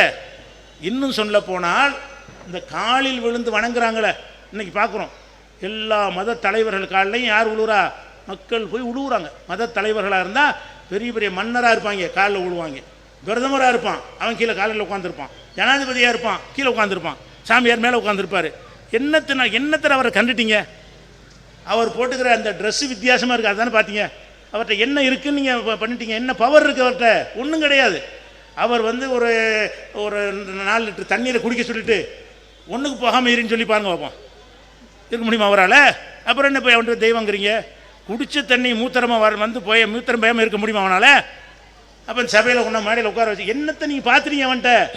சாமியார் இருக்கட்டும், அஜர்த்தா இருக்கட்டும், மௌலானாவாக இருக்கட்டும், ஷேகார், என்ன நீங்கள் பார்த்தவன்ட்ட? ஒன்றும் பார்க்கல, டிஃப்ரெண்ட்டான ட்ரெஸ்ஸை பார்க்குறீங்க. இது பெரிய காரியமாக கடையில் நான் வாங்க முடியாதா? அந்த தலைப்பாவை நீங்கள் வாங்கி கட்ட முடியாதா? அந்த தாடி என்ன தாடின்னா பெரிய கஷ்டப்பட்டு வளர்க்கணும், விட்டா வளர்ந்துட்டு போகுது. அந்த தாடி நீங்கள் வைக்க முடியாதா? இல்லை அந்த தஸ்மி மணி நீங்கள் விட்ட முடியாதா? அந்த மாதிரி ஜுப்பா எடுத்து நீங்கள் போட முடியாதா? என்ன பெரிய இதுதான் சாமியா, இதுதான் அஜர்த்தா, இதுதான் நல்லடியாருக்கு அடையாளமா? அப்போ நீங்கள் தோற்றத்தை பார்க்குறீங்க. நம்மளோட கிறுக்குத்தனமாக இருந்தாண்டா, யதார்த்தமாக இருந்தாலும் நல்ல மனுஷன், எல்லோரும் இருக்கிற மாதிரி இருக்காம அவன் லூஸ்தனமாக ஒரு டைப்பாக ட்ரெஸ் போடுவான், உடனே அவன் சாமியார் ஆயிடுவான். அந்த மாதிரி பிற மத மக்கள் செய்கிறத காப்பி எடுத்து நீங்கள் செய்கிறீங்களா இல்லையா? இது எங்கேருந்து கற்றுக்கிட்டீங்க? நபிகள் நாயகம் சொல்லுகிறாங்க, லவ் குன் தாமுர் அகதன் எஸ்துதலி அகதின் அமர்த்துல் மரு தன் தஸ்துதலி சௌஜிஹா. ரசூல்லாவுடைய காலத்தில் உலகம் பூரா ஒரு வழக்கம் இருந்துச்சு. என்ன வழக்கம் தெரியுமா? இப்போ கூட இருக்குது பல சமுதாயத்தில். கணவனுடைய காலில் மனைவி விழுந்து வணங்கணும். ரசூலுல்லாஹ் காலத்தில் உலகம் பூரா இருந்துச்சு. கணவன் தெய்வமா? கணவன்டா யார்? அவர் என்ன தெய்வம்? கணவன் அவனும் மலை ஜலம் வச்சுக்கிறவன் தான், அவன் தெய்வமெல்லாம் கிடையாது. அப்போ அவன் பெண்களுக்கு பாதுகாவலன் அவ்வளோதானே தவிர அவனுக்கு தெய்வ சக்திலாம் ஒன்றும் கிடையாது. ஆனால் கணவனை வந்து வணங்கணும் என்ற நம்பிக்கை ரசூலுல்லாஹ் காலத்தில் மக்கள்கிட்ட இருந்துச்சு. இன்றைக்கும் கூட இருக்கிறது. இன்றைக்கும் என்ன செய்வாங்க? கணவன் காலத்தொட்டு கும்பிட்டு விட்டு இருக்கக்கூடிய பெண்கள்லாம் இருக்கிறாங்க. அதுதான் பத்தினிக்கு அடையாளம் என்று ஆக்கி வைத்திருக்கிறார்கள். ஆனால் இந்த நம்பிக்கை நம்ம வள்ளுவர் இருக்கார்ல, திருவள்ளுவர், அவரே கூட சொல்கிறார் இதை. எப்படி? தெய்வம் தொழால் கொடுநன் தொழுதல்வாள் பெய்யன பெய்யும் மழைங்கிறார். தெய்வத்தை தொழாமல் புருஷனை கொடுநன்னா புருஷனை தொழுவாளையானால் பெய்யின மழை பெஞ்சிரும். ஒரு பொம்பளை வந்து அல்லாவை தொழ மாட்டாலாம், கடவுளை தொழவே தேவையில்லை, புருஷனை கும்பிட்டுட்டு இருக்கிறான். அப்படிப்பட்ட ஒருத்தியாக இருந்தால் மழை பெய்யின மழை பெஞ்சிருவான். அப்படி பவர் கிடைச்சிருமா? அதாவது புருஷனை வழிபட்டால் என்ன கிடைக்கும்? பவர் கிடைக்கும்னு சொல்லி உலக பொதுமுறைன்னு சொல்கிறாங்களே திருக்குறள், அதில் திருவள்ளுவரோடு எழுதி வச்சிருக்கிறார். இப்படி தான் உலகம் பூரா இருந்துச்சு. அப்போ ரசூலுல்லாஹ் சொல்கிறாங்க, எந்த மனுஷன் காலையும் விடக்கூடாது. நபிகள் நாயகம் உலகத்தில் இந்த புரட்சியை முதல் செஞ்சது யார்? நபிகள் நாயகம் ஸல்லல்லாஹு அலைஹி வஸல்லம் தான். அப்போ எந்த ஒரு மனிதன் காலில் விழக்கூடாது. அப்படி விழலாம் என்று சொல்வதாக இருந்தால் கணவன் காலில் மனைவி விழுறான்ல, அதை நான் தடுக்காமல் இருந்திருப்பேன், அதையே தடுத்திருக்கிறேனுங்கிறாங்க ரசூலுல்லாஹ். லவ் குன்து ஆமுராகதன் எஸ்துதலியாகதின் லமர்த்துல் மர்அத்தன் தஸ்துதலி தௌஜிஹா. நான் ஒரு காலில் ஒரு விழலாம் என்று இருந்தால் ஒரு மனைவியை கணவன் காலில் விழுமாறு நான் சொல்லியிருப்பேன். அதை நான் தடை செஞ்சிருக்கிறேனே. கணவன் காலில் கூட மனைவி விழக்கூடாது என்று உலகமெல்லாம் ஏற்றுக்கிட்டு இருக்கல இந்த கொள்கையை. கணவன்டா தெய்வம், கணவன் அந்த காலத்து சினிமாக்கள்லாம் அப்படி தான் வரும். கணவனே கண் கண்ட தெய்வம், அது கணவனை பதின்னு தான் கூப்பிடுவாங்க. பதிபக்தி, பதி மேலே பதினா புருஷன், பதிபக்தி. அந்த கால சினிமாக்கள் நாங்கள் சின்ன பிள்ளை சினிமா பார்க்குற காலத்தில் அது என்ன பேர்? கணவன் தெய்வம்னு தானே செய்வாங்க, சொல்லுவாங்க. அப்போ கணவனை தெய்வமாக ஆக்கி பூஜித்து இந்த தாலியை தொட்டு பண்ணிக்கிறவாங்க. எனக்குதா இப்படியாக கணவன்கிறது அப்படி ஒரு பூதாகரமாக ஏற்றி வச்சுருக்கிறாங்க. இந்த மாதிரி நம்பிக்கை இருக்கக்கூடிய அந்த மக்கள்கிட்ட வந்து ரசூலுல்லாஹ் வந்து முதல்ல தடுக்கிறாங்க. பெண்களே, புருஷங்காலில் விழாதீங்க, கணவன் காலில் விழாதீர்கள். கணவன் தெய்வம் இல்லை, கணவன் மனிதன். அவன் ஒரு ஆணாக இருப்பதால் உங்களுடைய செலவு போக்குவரத்து பொறுப்பேற்று கொண்டவன். அதனால் அவனுக்கு ஒரு உயிர் இருக்கே தவிர அவன் என்ன கிடையாது, உங்களுக்கு தெய்வம் கிடையாது. கணவன் தப்பு செஞ்சால் நீங்கள் நன்மை எடுத்து சொல்லுங்கள், தீமையை தடுங்கள். இப்படியெல்லாம் மார்க்கத்தை சொல்லி அந்த விஷயத்தை ரசூலுல்லாஹ் உடைச்சி விட்டாங்க. இவங்க என்ன செய்கிறாங்க? பிற மத மக்கள் எப்படி சாமியார் காலில் விழுகிறாங்களோ அவங்களுடைய நம்பிக்கை, அதை நம்ம விமர்சிக்கலை. இப்போ நீங்கள் ஏன் விழுகிறீங்க? உங்கள் மார்க்கத்தில் இருக்கா? அந்த இஸ்லாமிய கொள்கை ஏற்றுக்கொண்டிருந்தால் இப்படி இருக்குதா?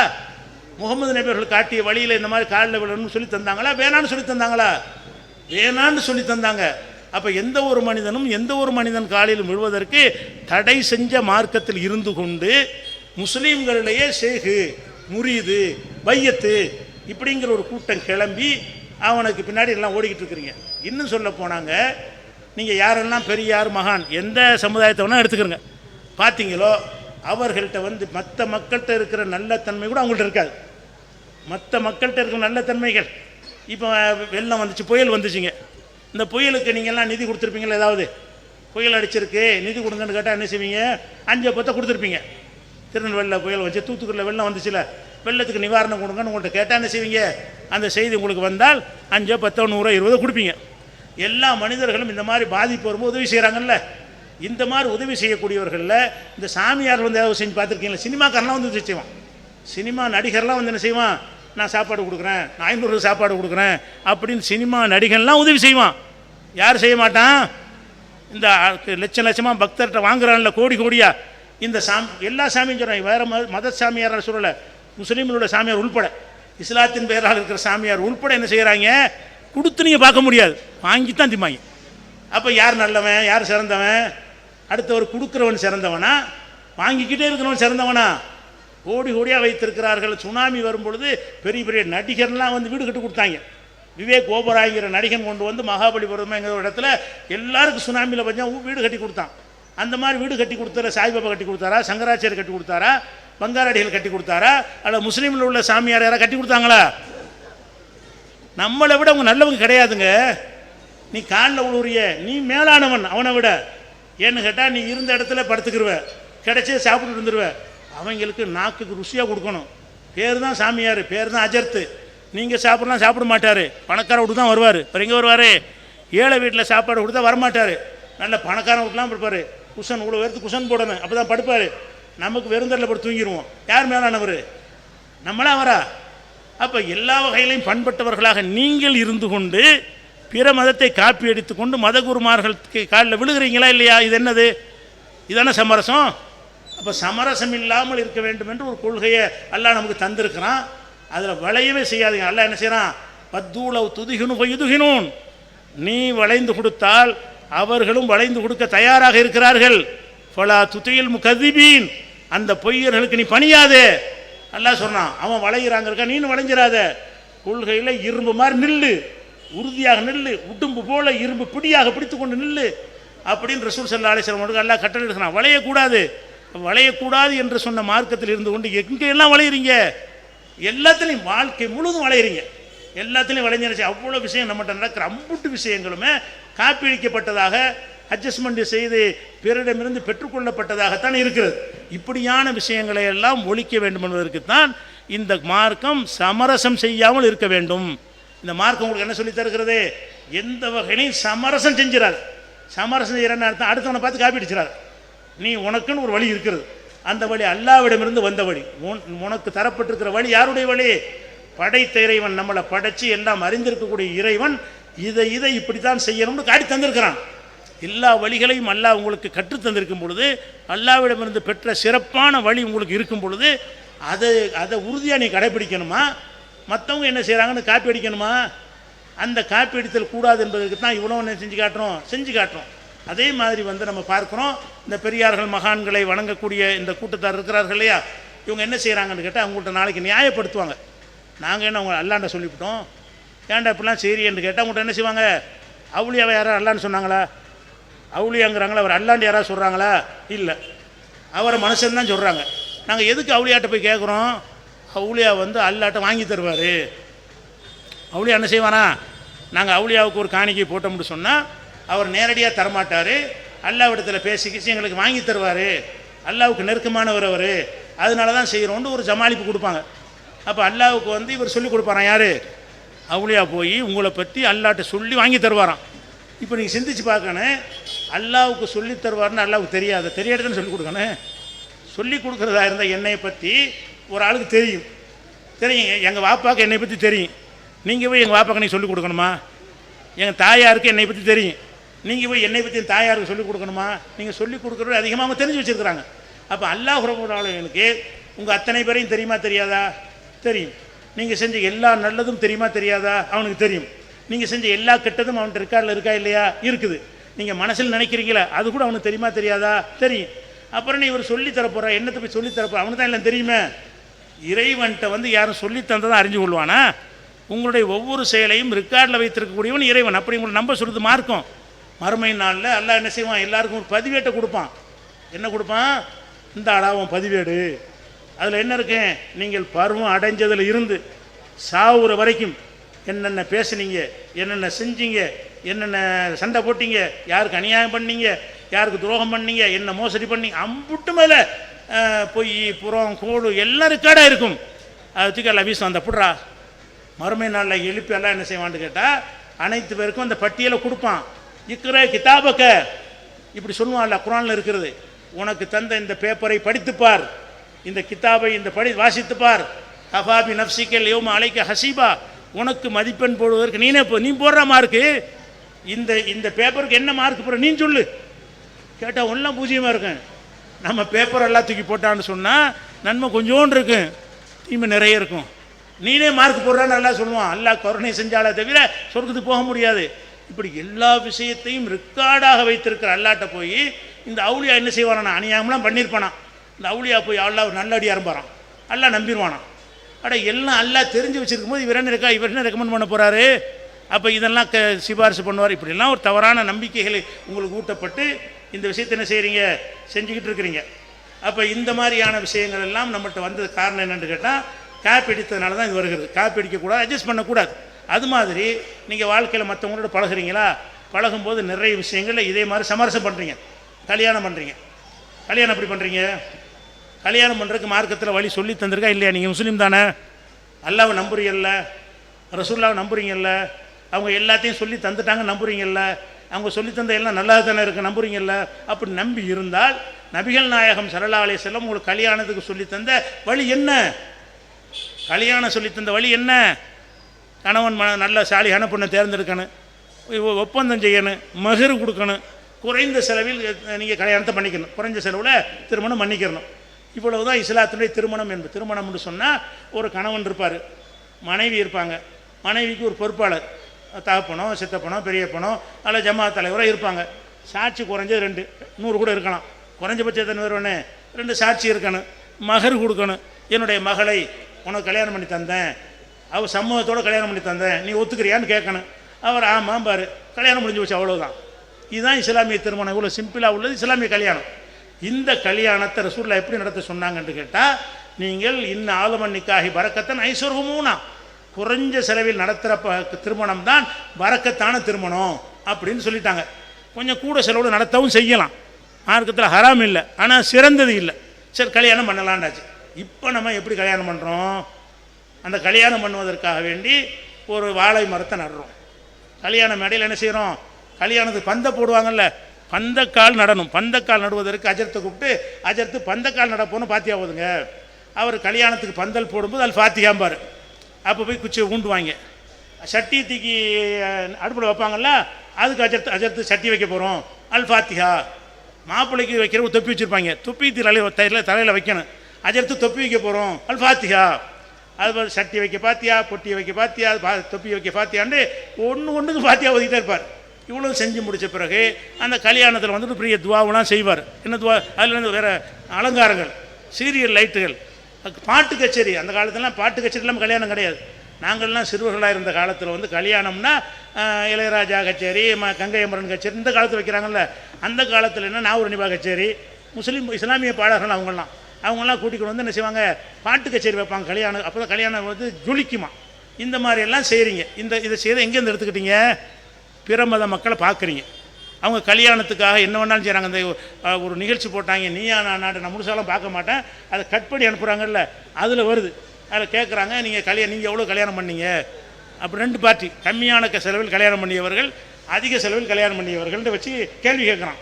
நீங்கள் எவ்வளோ பண்ணீங்க? நாங்கள் ஒரு 50 லட்ச ரூபா பண்ணோம். இது கல்யாணத்துக்குங்க. கல்யாணத்தில் எவ்வளோ லட்ச ரூபா பண்ணியிருக்காங்க? 50 லட்ச ரூபா பண்ணணும். நீ எவ்வளோ செலவு பண்ண? நான் வந்து 80 லட்ச ரூபா பண்ணேன். ஒரு கல்யாணத்துக்கு வந்து 50 லட்சம் 80 லட்சம்னு பண்ணுவதையெல்லாம் பெருமையாக ஒரு அம்மா ஒரு பொண்ணு சொல்லுது, என் கல்யாணம் எப்படி நடக்கணும்னா வேறு லெவலில் நடக்கணுமா? அது வேறு லெவலில் எப்படிமா நடக்கணும்? மாப்பிள்ளை வந்து ஹெலிகாப்டர்லேருந்து இறங்கணும். அப்படியே நாங்கள் உட்காந்துருப்போம், அந்த மாப்பிள்ளை என்ன செய்யணும்?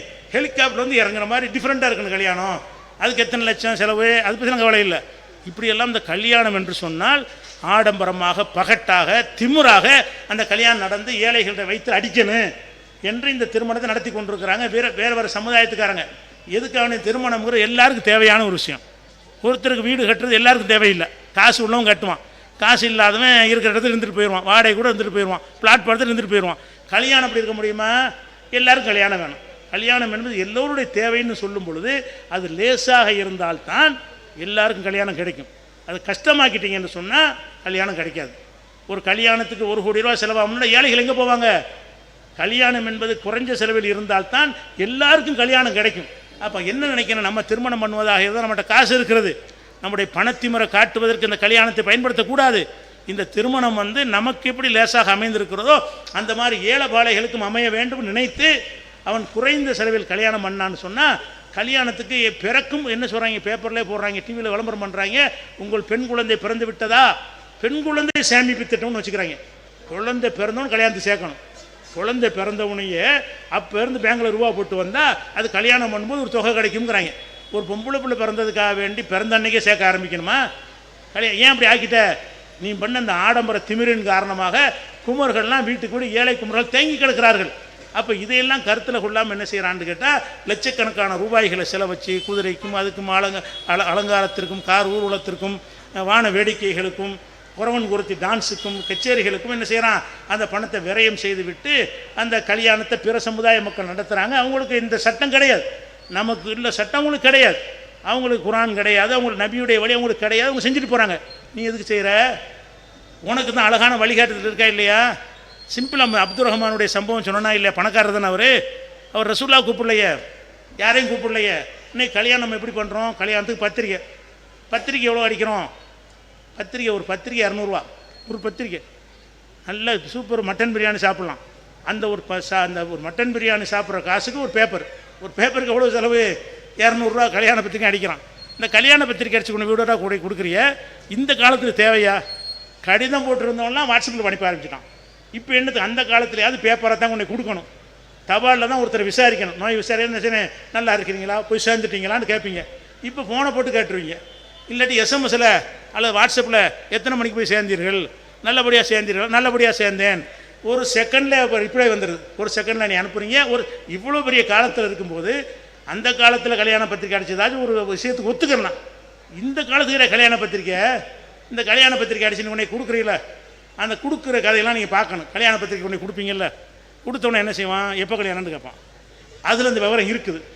நீ கொடுத்த பேப்பரில் இந்த விவரம் இருக்குது. இவன் என்ன செய்வான்? எப்போ கல்யாணம், யார் பொண்ணு, அதில் இருக்குது அந்த விவரம். யார் பொண்ணு விட்டே கேட்பான். கல்யாண பத்திரிக்கை கொடுத்தாட்டு செய்வான். பொண்ணு யார், அதையும் இவன் தான் சொல்லுவான். எந்த மண்டபத்தில் வச்சுக்கிறீங்க அதுவும் அதில் இருக்குது. இவன் தான் சொல்லணும். இது என்னத்துக்கு? இது சும்மா சொல்லிட்டு வர வேண்டியது தானே.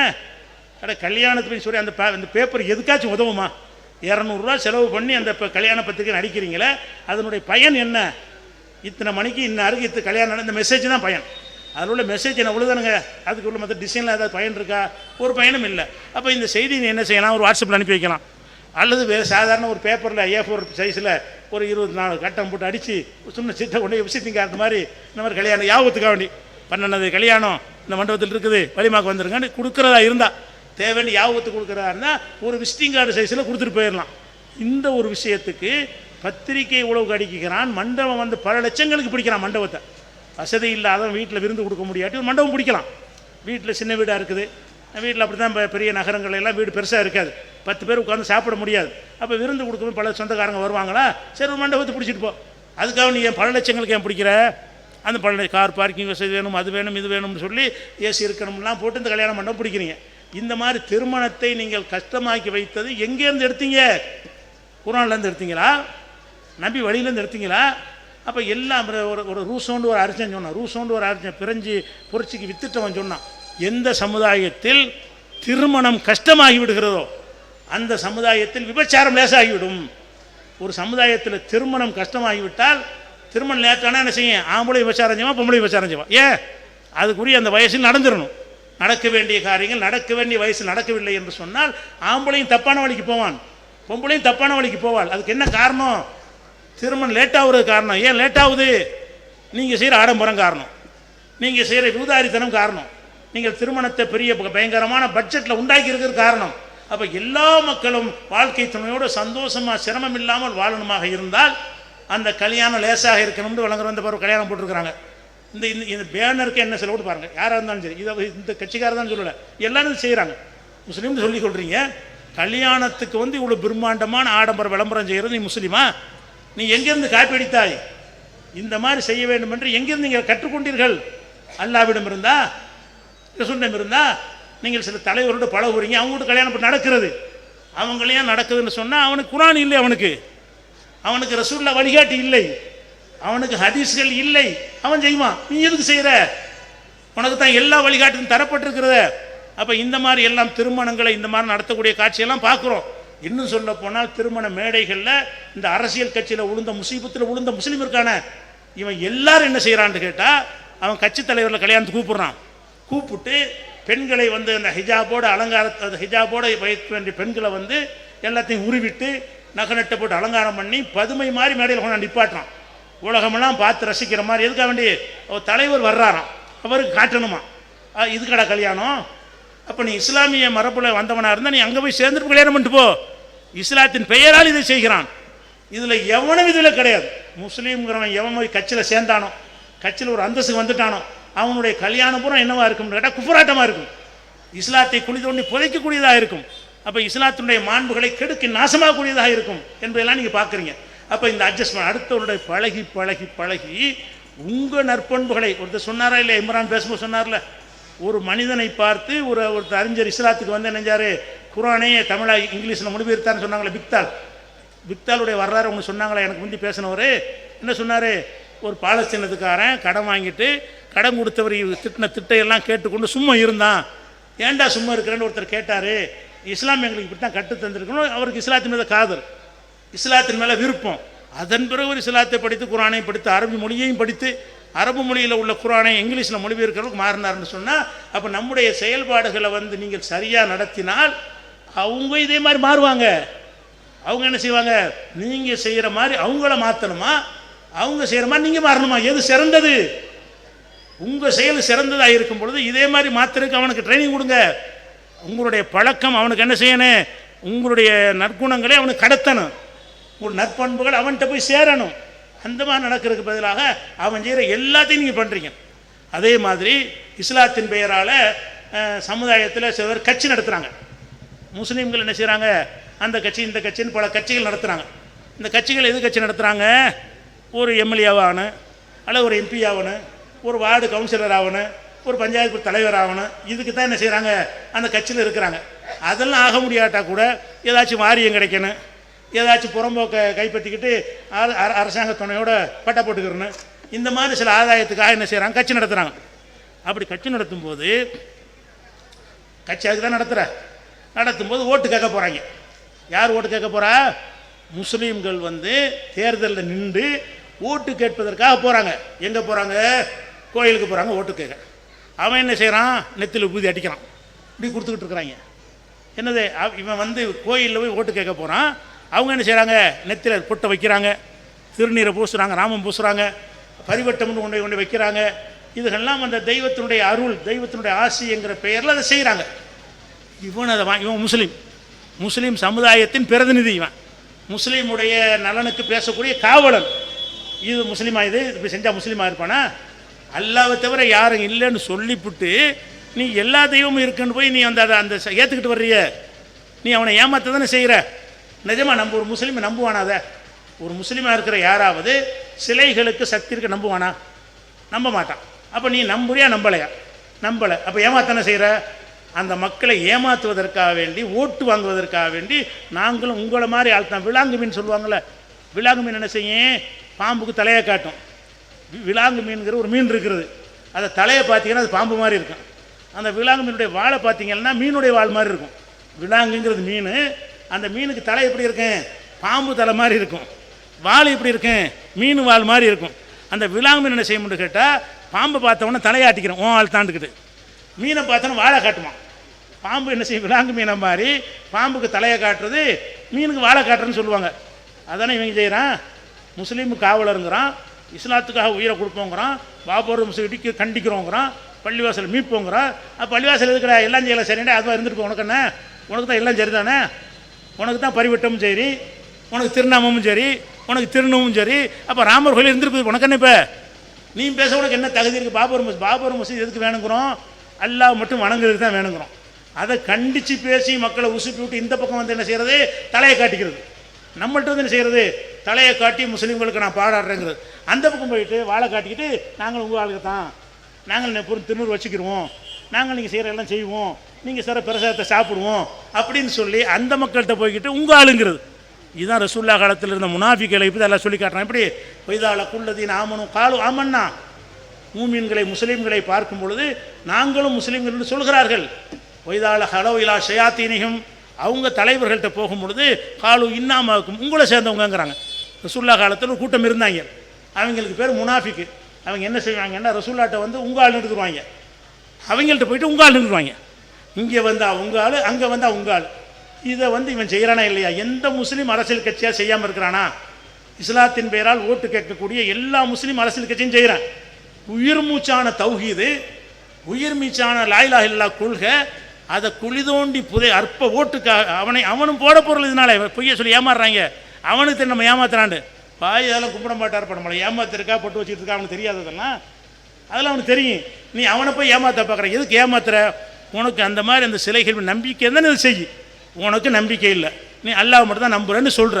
உனக்கு நம்பிக்கை இருக்குமானால் இதை விட்டுட்டு அதுக்கு போயிரு. நான் என்ன கேட்குறேன், உனக்கு அந்த சிலைகள் மீது நம்பிக்கை இருக்கும் என்று சொன்னால் அல்லாஹ்வை தவிர வேறு யாரையும் வணங்காட்டி தான் நீ முஸ்லீமாக இருக்கணும். அப்போ உங்ககிட்ட லா இலாஹ இல்லை, ஓப்பனை டிக்ளேர் பண்ணிவிட்டு நாங்கள் அதிலே போயிட்டோன்னு போய் எவனும் கேட்க மாட்டோம். இங்கே வந்துக்கிட்டு இதில் இருக்கிறேங்கிற, இங்கே இருந்து நான் முஸ்லீம்ங்கிற, முஸ்லீம்களுக்காக பாடுபடுகிற உரை இயக்குங்கிற, முஸ்லீம்களுக்கு பிரச்சனைன்னா விடமாட்டோம்னு பேசுகிற, எல்லாம் முஸ்லீம் வசூல்லாம் முஸ்லீம்கிட்ட பண்ணுற, தேர்தல் நிதியெல்லாம் முஸ்லீம்கிட்ட வாங்குகிற, வீடுரா போய் என்ன செய்கிற, முஸ்லீம் காரியத்தை பித்தரா வாங்குறேன், அது வாங்குறேன், இது வாங்குறேன்ட்டு செய்கிற, எல்லாம் முஸ்லீம்னு செஞ்சுக்கிட்டு ஓட்டு வாங்கும்போது மட்டும் என்ன செய்கிற, அப்படி சமரசமாயிடுறாங்க. எல்லாரும் இப்படி ஓட்டு வாங்குறானோ நம்மளும் அது மாதிரி வாங்குவோம். எல்லாரும் கும்பிட்றானோ இப்படி போகிறான். யார் முஸ்லீம்? இவன் முஸ்லீமு, அல்லாஹ்வை தெரியும் யாரையும் கும்பிடக்கூடாத ஒரு முஸ்லீம். இந்த அற்பமான ஓட்டுக்காக என்ன செய்கிறான், முஸ்லீம்னு சொல்லிக்கொண்டு வேனில் நின்றுக்கிட்டு இப்படி இப்படி கும்பிட்டுட்டே போகிறான். வச்ச கை பிரிக்காமல் இப்படியே கொண்டு போகிறான். எது கிடையாது போகிற, இந்த உனக்கு இந்த அற்ப விஷயம் பெருசாக போச்சு. அப்போ அல்லாஹ் கேட்குறான்ல, துரிதுன ஒஸ்பீர் நப்சகம அல்லதீன எதுவுன ரப்பகம் பில் கதாத்தி உள்ள அஷியி, காலையிலும் மாலையிலும் உன்னோடு இருந்து கொண்டிருக்கிறார் நன்மக்கள், அவங்களோட நீ இருப்பாயாக. பலா தாது ஐநா கண்கும், அவங்களோட உன் கண்களை கடத்தி விடாதே. துரிது ஜீனத்தில் ஹயாத்தி துன்யா, இந்த உலகத்தின் கவர்ச்சி நாடி அங்கிட்டு போயிடாதன்னு நல்லா எச்சரிக்கிறான் ரசூலுல்லாஹ். இவங்க என்ன செய்கிறாங்க, இந்த உலகத்திலே கவர்ச்சி, ஒரு எம்எல்ஏ, ஒரு எம்பி, ஒரு எம்எல்சி, ஒரு எம்சி, இந்த மாதிரி ஒரு பதவி கிடைப்பதற்காக வேண்டி எல்லா தார்மீக நெறிகளையும் தூக்கி எரிஞ்சிட்டு இவன் என்ன செய்யறான், இப்படி ஓட்டு கேட்பான். இதில் நீ என்ன என்ன என்ன முஸ்லீமாக இருக்கிற, இது அட்ஜஸ்ட்மெண்ட்டாக இல்லையா, இது சமரசமாக இல்லையா, நீ எதில் இருக்கிற சொல்லுவோம். நம்பிக்கை என்ன? லா இலாஹ இல்லல்லாஹ்னா அல்லாஹ் இருக்கிறான்னு சொல்வதற்கு பேர் லா இலாஹ இல்லல்லாஹ் கிடையாது. அல்லாஹ்வை தவிர எதுவும் இல்லைன்னு சொல்லணும். லா இலாஹ்வுக்கு அர்த்தம் என்ன? அல்லாஹ் ஒருவன் கடவுள் இருக்கிறான் அப்படின்னு சொன்னால் முஸ்லீம் இல்லை. அல்லாஹ்வை தவிர வேற கடவுள் இல்லை, இதுதான் லா இலாஹ இல்லல்லாஹ்வுக்கு அர்த்தம். அப்போ அல்லாஹ்வை தவிர மற்றது இல்லை இல்லைன்னு சொல்லணும், அவன் தான் முஸ்லீம். இது இல்லை, இது இல்லை, இது இல்லை, இது இல்லை, எதுவும் இல்லை, அல்லாஹ் ஒருத்தன் தான் கடவுள் இப்படிங்கிற கொள்கையை ஏற்றுக்கொண்ட பிறகு நீ என்ன பண்ணுற, அதுவும் கடவுள், இதுவும் கடவுள், அங்கேயும் போவேன், இங்கேயும் போவேன், அங்கேயும் போவேன், இங்கே போனால் சிலுவையை போட்டுக்கிறவன், அங்கே போனால் நெத்தியில் குங்குமத்தை வச்சுக்கிறவன், அங்கே ஒவ்வொரு சீக்கியருக்கு போனால் தலப்பாக கட்டிக்கிறவன். இது என்னடா கொள்கை, இது என்ன மனுஷன், இது ஒரு இது மானங்கட்ட பொழப்பு தேவையா? இது இந்த கேவலமான இந்த ஓட்டு பொறுக்கிறதுக்காக வேண்டி உயிருக்கு மேலான இஸ்லாத்தை நீங்கள் விடுவீங்களா? எல்லாம் விடுறாங்க. இன்னும் சொல்ல போனால் நாங்கள் இருந்த ஒரு இயக்கம் இருந்துச்சு, அதில் இருந்து சத்தியம் பண்ண ஊராக போய் தமுமுக, உங்கள் ஊரில் எத்தனையோ கூட்டங்கள் அதுக்காக பேசியிருக்கிறோம். என்ன பேசணும், நாங்கள் ஒரு காலத்திலும் தேர்தல் போட்டியிட மாட்டோம், எங்களுக்கு ஓட்டு கேட்க மாட்டோம், இப்படியெல்லாம் சத்தியம் பண்ணிவிட்டு இப்போ என்னவாச்சு, எங்களுக்கு சீட்டு எவ்வளோ தரேன்னு கேட்டு இந்த கும்புற கூட்டத்தை அவனும் சேர்ந்து விட்டான். அப்போ இந்த அரசியல் சாக்கடையில் இறங்கின எல்லாருமே இஸ்லாத்தை விட்டு போகிறார்கள். அதுக்கு உடந்தையாக இருக்கிறவர்கள் நீங்களும் அதுக்கு சப்போர்ட்டாக இருக்கிறீங்க. என்னடா உங்கள் பேரை சொல்லி கட்சி நடத்துகிறான், இவ்வளோ பெரிய சிற்கான காரியத்தை செய்கிறான், அது உனக்கு உறுத்தவே இல்லைன்னு சொன்னால், அதுக்கப்புறம் ஏற்றுக்கொள்வாய் என்று சொன்னால் அல்லாட்ட உன்னுடைய பதில் என்ன? இதுக்கு அல்லாட்ட போய் என்ன பதில்னு சொல்லுவாய்? எல்லாம் கேட்க மாட்டான் இதெல்லாம். அப்போ கல்யாணத்தின் பெயரால் செய்கிற அந்த அநியாயத்தை போல இவன் சமுதாயத்தின் பெயரால் கட்சி நடத்துகிறான், சமுதாயத்தின் பெயரால் இயக்கம் நடத்துகிறான். அப்படி அட்ஜஸ்ட் பண்ணுறான். எந்தளவுக்கு அட்ஜஸ்ட் பண்ணுறான்? ஓட்டு கேட்டு ஊர்வலம் போகிறாங்களா, ஊர்வலம் போகும்போது மக்கள்லாம் வந்து தெருவில் இருந்து பார்க்கணும்ல, வேட்பாளர் வர்றாருன்னா எட்டி பார்க்கணும்ல, அதுக்காக வேண்டி தாரை தப்பட்ட மூலம்லாம் அடிச்சுட்டு போவாங்க எல்லாரும். இவனும் செய்றான் அதை. அவங்க போகிறாங்கன்னா அவங்களுக்கு மார்க்கம் இல்லை, அவன் அதை தான் செய்வான். குறவு ஒருத்தையும் டான்ஸ் ஆட விட்டுக்கிட்டு வேட்பாளர் பின்னாடி வருவார், முன்னாடி தாரை அடிப்பாங்க, தப்பட்டை அடிப்பாங்க, சில டான்ஸ் ஆடிட்டு போவாங்க, வீண் விசில் அடிச்சுட்டு போவான், தண்ணி அடிச்சுட்டு போவான், இப்படி ஒரு கூட்டம் போகும்ல. இந்த மாதிரி தான் முஸ்லீம் வேட்பாளர்கள் ஓட்டு கேட்டு போகிறார்கள். முஸ்லீம் வேட்பாளர் ஓட்டு கேட்டு போகும்போது தாரை தப்பட்டை அடித்துக்கொண்டு மூலம் அடித்துக்கொண்டு இதோ வேட்பாளர், உங்கள் வெற்றி வேட்பாளர் வருகிறார் அப்படின்னு சொல்லிட்டு வர்றீங்களே, இது எங்கேருந்து கற்றுக்கிட்டீங்க? நீ சரியான நீ முஸ்லீம் வந்து ஆசைப்படுறீல, தேர்தலுக்கு ஆசைப்படுறீங்கள, இதெல்லாம் செய்யாமல் நான் உள்ளதை சொல்லி நான் முஸ்லீம் தாங்க, நான் நேர்மையாக நடப்பேன், எனக்கு ஓட்டு போடுங்கன்னு போய் விழுவா போய் கேளு. அப்படி கேட்க உனக்கு திராணியில் நீ கற்றுக் கொடுவங்களுக்கு. நீ உண்மையான முஸ்லீமாக இருந்தால் நாங்கள் கும்பிடலாம் மாட்டோம், எங்களுக்கு நம்பிக்கை இல்லைங்க, உங்களை ஏமாற்ற மாட்டோமுங்க, நாங்கள் புட்டுலாம் வச்சு ஏமாற்ற மாட்டோங்க, நாங்கள் முஸ்லீம் தாங்க, ஆனால் ஒழுங்காக செய்வோமுங்க, நம்பிக்கை இருந்தால் போடுங்க நீ சொல்லியிருக்கிறீ. அப்படி சொல்லி பார்த்தா அடுத்தவனுக்கு முன்மாதிரியாக இருந்திருக்கமா இல்லையா? இன்னும் சொல்ல போனால் இந்த தேர்தலில் வேலை செய்கிறதுக்கு பூத்தில் ஏஜென்ட்கள் இருப்பாங்க.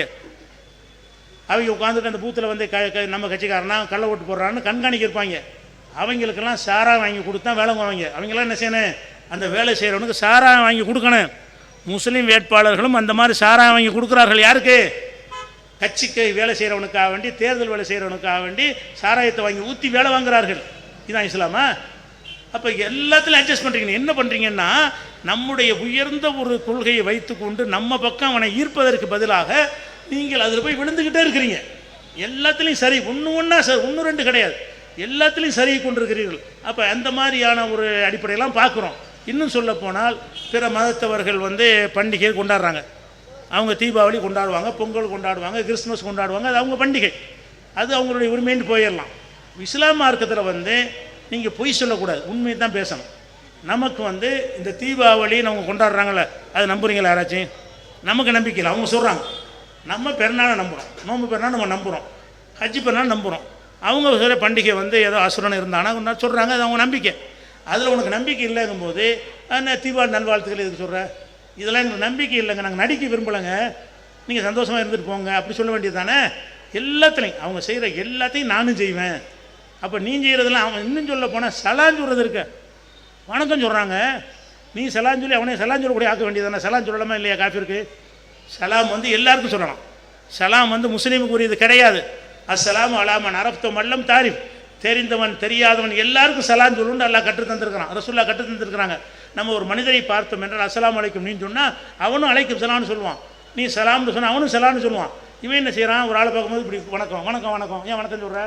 சலாம்னு சொல்லு, சலாம்னு சொன்னால் அவனும் சலாம்னு சொல்லுவான். அப்போ அவனுடைய பண்பாடை நீ கற்றுக்கிற பார்க்குறியே தவிர ஓம் பண்பாடை அவனுக்கு கொடுக்க மாட்டேங்கிற. எல்லாத்துலேயும் ஒன்று ஒன்றா வாழ்க்கை மொத்தமாக எடுத்து பாருங்கள், ஏதாச்சும் மிச்சமாக இருக்கான்னு பாருங்கள். ஒவ்வொரு செயலாக எடுத்து பாருங்கள். அல்லாஹ் ரசூல் சொன்ன மாதிரி என்ன மாதிரி நம்மகிட்ட மிச்சமாக இருக்குதா? ஒன்றுமே கிடையாது. இப்போ தான் கொஞ்ச நாள் அந்த ஏகத்துவ பிரச்சாரம் வந்த பிறகு தான் பெண்கள்லாம் இந்த முறையான ஆடைகள்லாம் இப்போ அணிகிறீங்க. அந்த காலத்தில் ஆடையிலையும் கலாச்சாரம் அப்படி தான் இருந்துச்சு. ஆடையில் என்ன செய்வாங்க? அவங்கள மாதிரியே தான் ஆடைகள் அணிவாங்க, டிஃப்ரெண்ட்டை கண்டுபிடிக்க முடியாது. பெண்களை பார்த்தா முஸ்லீம் பெண்ணு, இது முஸ்லீம் அல்லாத பெண் கண்டுபிடிக்க முடியாத ஒரு நிலைமை இருந்துச்சு. அது கொஞ்சம் மாறி இருக்கு. இப்போ முஸ்லீம் பெண்கள் என்ன செய்கிறாங்க? அதில் சில மாறாத நாதாரிகள் சில பேர் இருக்கிறாங்க, விட்டுருவோம். நல்ல முஸ்லீம் பெண்கள் இன்றைக்கி செய்கிறாங்க, அந்த அடையாளத்தோடு இருக்கிறார்கள். அந்த மாதிரி அடையாளத்தோடு இருக்க இன்னும் சொல்ல போனால் தாடி கூட அந்த காலத்தில் கிடையாது, எல்லாம் கேலி பண்ணுவாங்க. அந்த காலத்தில் எல்லாம் அப்படி இரண்டரை கலந்து போய் பள்ளிவாசலுக்கு போகிற முஸ்லீம் அத்தனை பேர் தாடி வலிச்சுட்டு வந்து ஃபுல் சேவாக இருப்பான். ஃபுல் சேவ்டாக இருந்தால் தான் மாப்பிள்ளைக்கு அழகு. கல்யாணம் பொண்ணு கொடுக்க மாட்டாங்க. தாடி ஒரு 50 வருஷத்துக்கு முன்னாடி தாடி வச்ச மாப்பிள்ளை பொண்ணு கொடுக்க மாட்டாங்க. ஏன்? தாடி வச்சுருக்கிறாரு, மொழி அமிதாப் பச்சன் மாதிரி இருக்கணும், தர்மேந்திரா மாதிரி இருக்கணும் மட்டும் பேசிக்கிடுவாங்க. அப்போ அமிதாப் பச்சன், எம்ஜிஆர், தர்மேந்திரா மாதிரி இருக்குன்னு அப்படி இருக்கணும், அதான் அழகுன்னு சொன்னாங்க. இப்போ அது மாறி போச்சு. இப்போ என்ன செய்யணும்? இப்போ அவங்களும் தாடி வைக்க ஆரம்பிச்சிட்டாங்க. கமல்ஹாசனாக தாடி வைக்க ஆரம்பிச்சிட்டான், ஹாஜர் தாடி வைக்க ஆரம்பிச்சிட்டான். ஒவ்வொருத்தனும் பெரிய பெரிய ஸ்டார்கள்லாம் என்ன செய்கிறான்? அவன் தாடியோடு சுற்ற ஆரம்பிச்சிட்டாங்கன்னு வைங்களேன். இதுதான் மாறி எனக்கு தெரிஞ்சு மாறினது. பெண்களுடைய இந்த ஆடை விஷயங்கள் வந்து கொஞ்சம் காப்பி அடிச்சு கொஞ்சம் விலகி கொஞ்சம் சரியான நிலைக்கு திரும்பி இருக்கீங்க. ஆண்கள் தாடி வைக்கிற விஷயம் கொஞ்சம் மாறி இருக்குது. மற்ற எல்லாத்துலேயுமே நம்ம அப்படியே இரண்டரை கலந்து கல்யாணம் காட்சி கர்மாதி, எந்த கர்மாதி எடுத்துக்கிறோம். ஒரு மனுஷன் இறந்து போயிட்டான், இறந்து போனால் என்ன செய்யணும்? இறந்து போனதுக்கு மார்க்கத்தில் வழிகாரத்தில் இருக்கா இல்லையா? இருக்குதுல்ல. இறந்தால் என்ன செய்யணும்? குளிப்பாட்டணும், கஃன் போடணும், நல்ல துணியை வச்சு கஃன் போடணும், தூக்கிட்டு போய் அவனை அடக்கணும், அவனுக்கு ஒரு ஜனாசா தொழுவிக்கணும். இவ்வளோ தானே மார்க். அவனுக்கு ஒரு துவா செய்யணும், அடைக்க முடிச்சுட்டு என்ன செய்யணும்? ஒரு துவா செய்யணும். இவ்வளோ தானே அதுக்கு உள்ளது. இவன் என்ன செய்கிறான்? கல்யாணம் இறந்து போனவனை வேறு சமுதாயத்தை பார்க்குறான். அவங்க இறந்த பிறகு தீதி பண்ணுறாங்க, திவசம் பண்ணுறாங்க, 3ஆம் நாள் சடங்கு பண்ணுறாங்க, 9ஆம் நாள் சடங்கு பண்ணுறாங்க, 40ஆம் நாள் சடங்கு அதெல்லாம் பார்க்குறான்னா நமக்கு வேணுமே. இங்கே வந்து என்ன செய்கிறான்? இறந்த வீட்டில் வந்துட்டு 3ஆம் பத்தியா ஓது, 7ஆம் பத்தியா ஓது, 40ஆம் பத்தியா ஓடு. அப்போ இறந்த வீட்டில் பாத்தியான்னு ஓதி காசு வசூல் பண்ணுறோம். அது நீங்கள் உடன்படுறீங்க. இறந்த வீட்டில் இதெல்லாம் செய்யணும்னு ரசூலா சொல்லி தந்தாங்களா?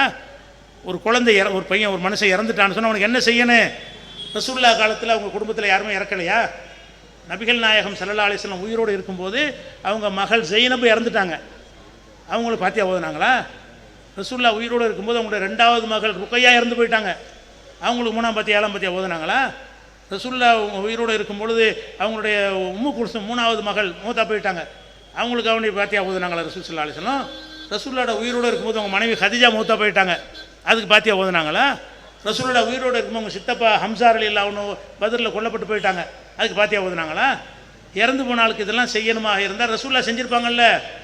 ஜனாசா தொழுவிச்சு அடக்கம் பண்ணிட்டு ஒரு துவா செய்யுது, அவ்வளோதான். உனக்கு யாவும் வரும்போதெல்லாம் தொழுகையில் துவா செய். அதுக்கு பிறகு என்ன செய்யலாம்? தினசரி கூட உங்கள் அப்பாவுக்கா துவா செய், தினசரி உங்கள் அம்மாவுக்கா துவா செய், தினசரி புருஷனுக்கு துவா செய்யுங்க, தினசரி கணவனுக்கு துவா செய்யுங்க. யார் இறந்து போயிட்டாங்களோ அவங்களுக்காக துவா செஞ்சுக்கிட்டு இருக்கலாம். அதுதான் மார்க்கத்தில் உள்ளது. அந்த சாவு வீட்லையும் போய்கிட்டு இறந்த அன்னைக்கு விருந்து போட வைக்கிறான். இறந்து போன அன்னைக்கு என்ன செய்கிறது? எல்லாம் வந்துடுவாங்களா? அவன் செத்துப்பவனுடைய காசில், அவன் வீட்டு காசில் என்ன செய்கிறது? ஆட்டார் மாட்டார் எடுத்து விருந்து கொடுக்குறான்.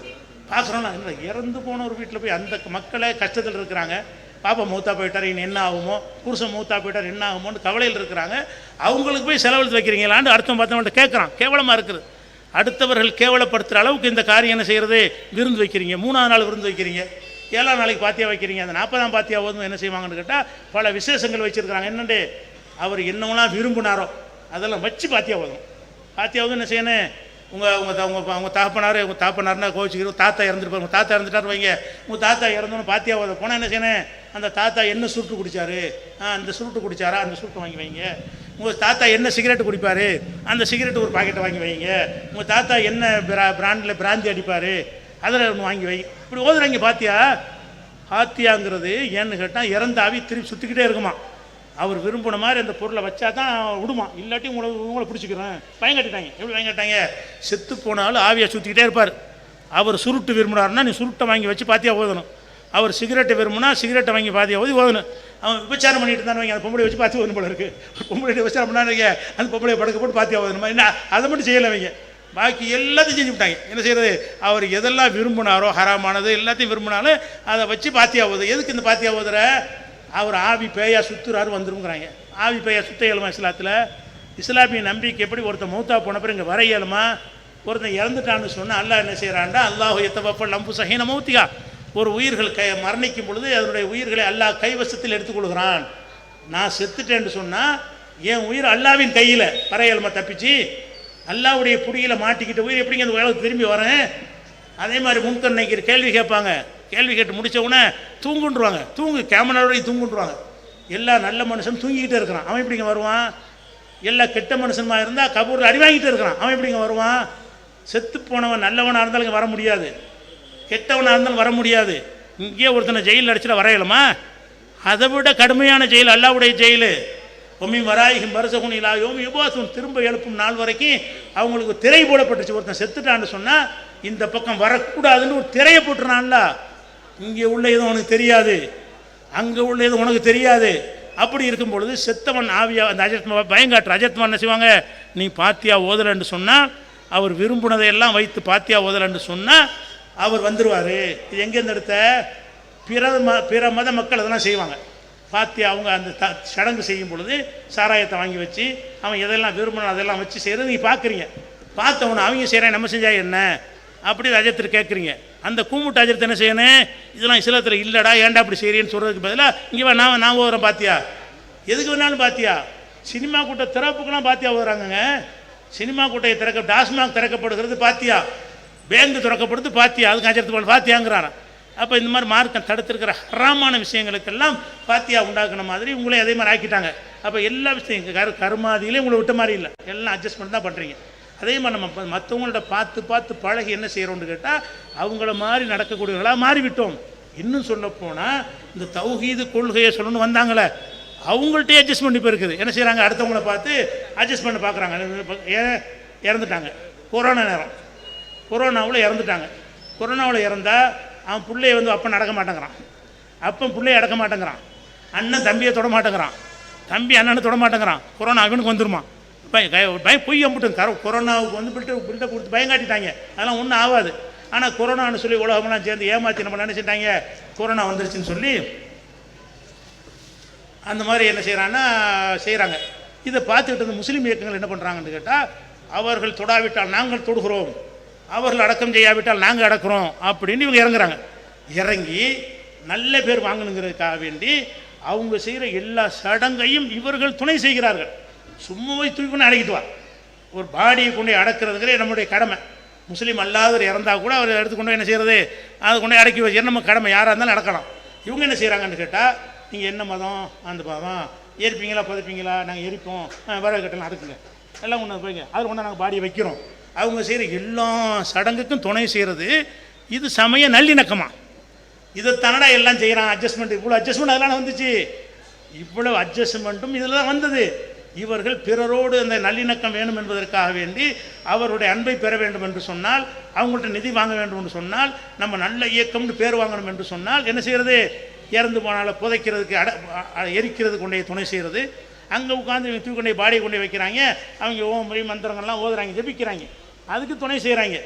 முஸ்லீம் வீட்டு கல்யாணத்துக்கு வரமாட்டேங்கிறாங்க. முஸ்லீம் வீட்டு கல்யாணத்துக்கு அது பாத்தியா ஓதிட்டா அதனால் வரமாட்டோங்கிறாங்க, பாத்தியா ஓதின கல்யாணத்துக்கு வரமாட்டோங்கிறாங்க. பயங்கர ஷிர்க் செய்கிற ஜனாசாவில் கலந்து இது அட்ஜஸ்ட்மெண்ட்.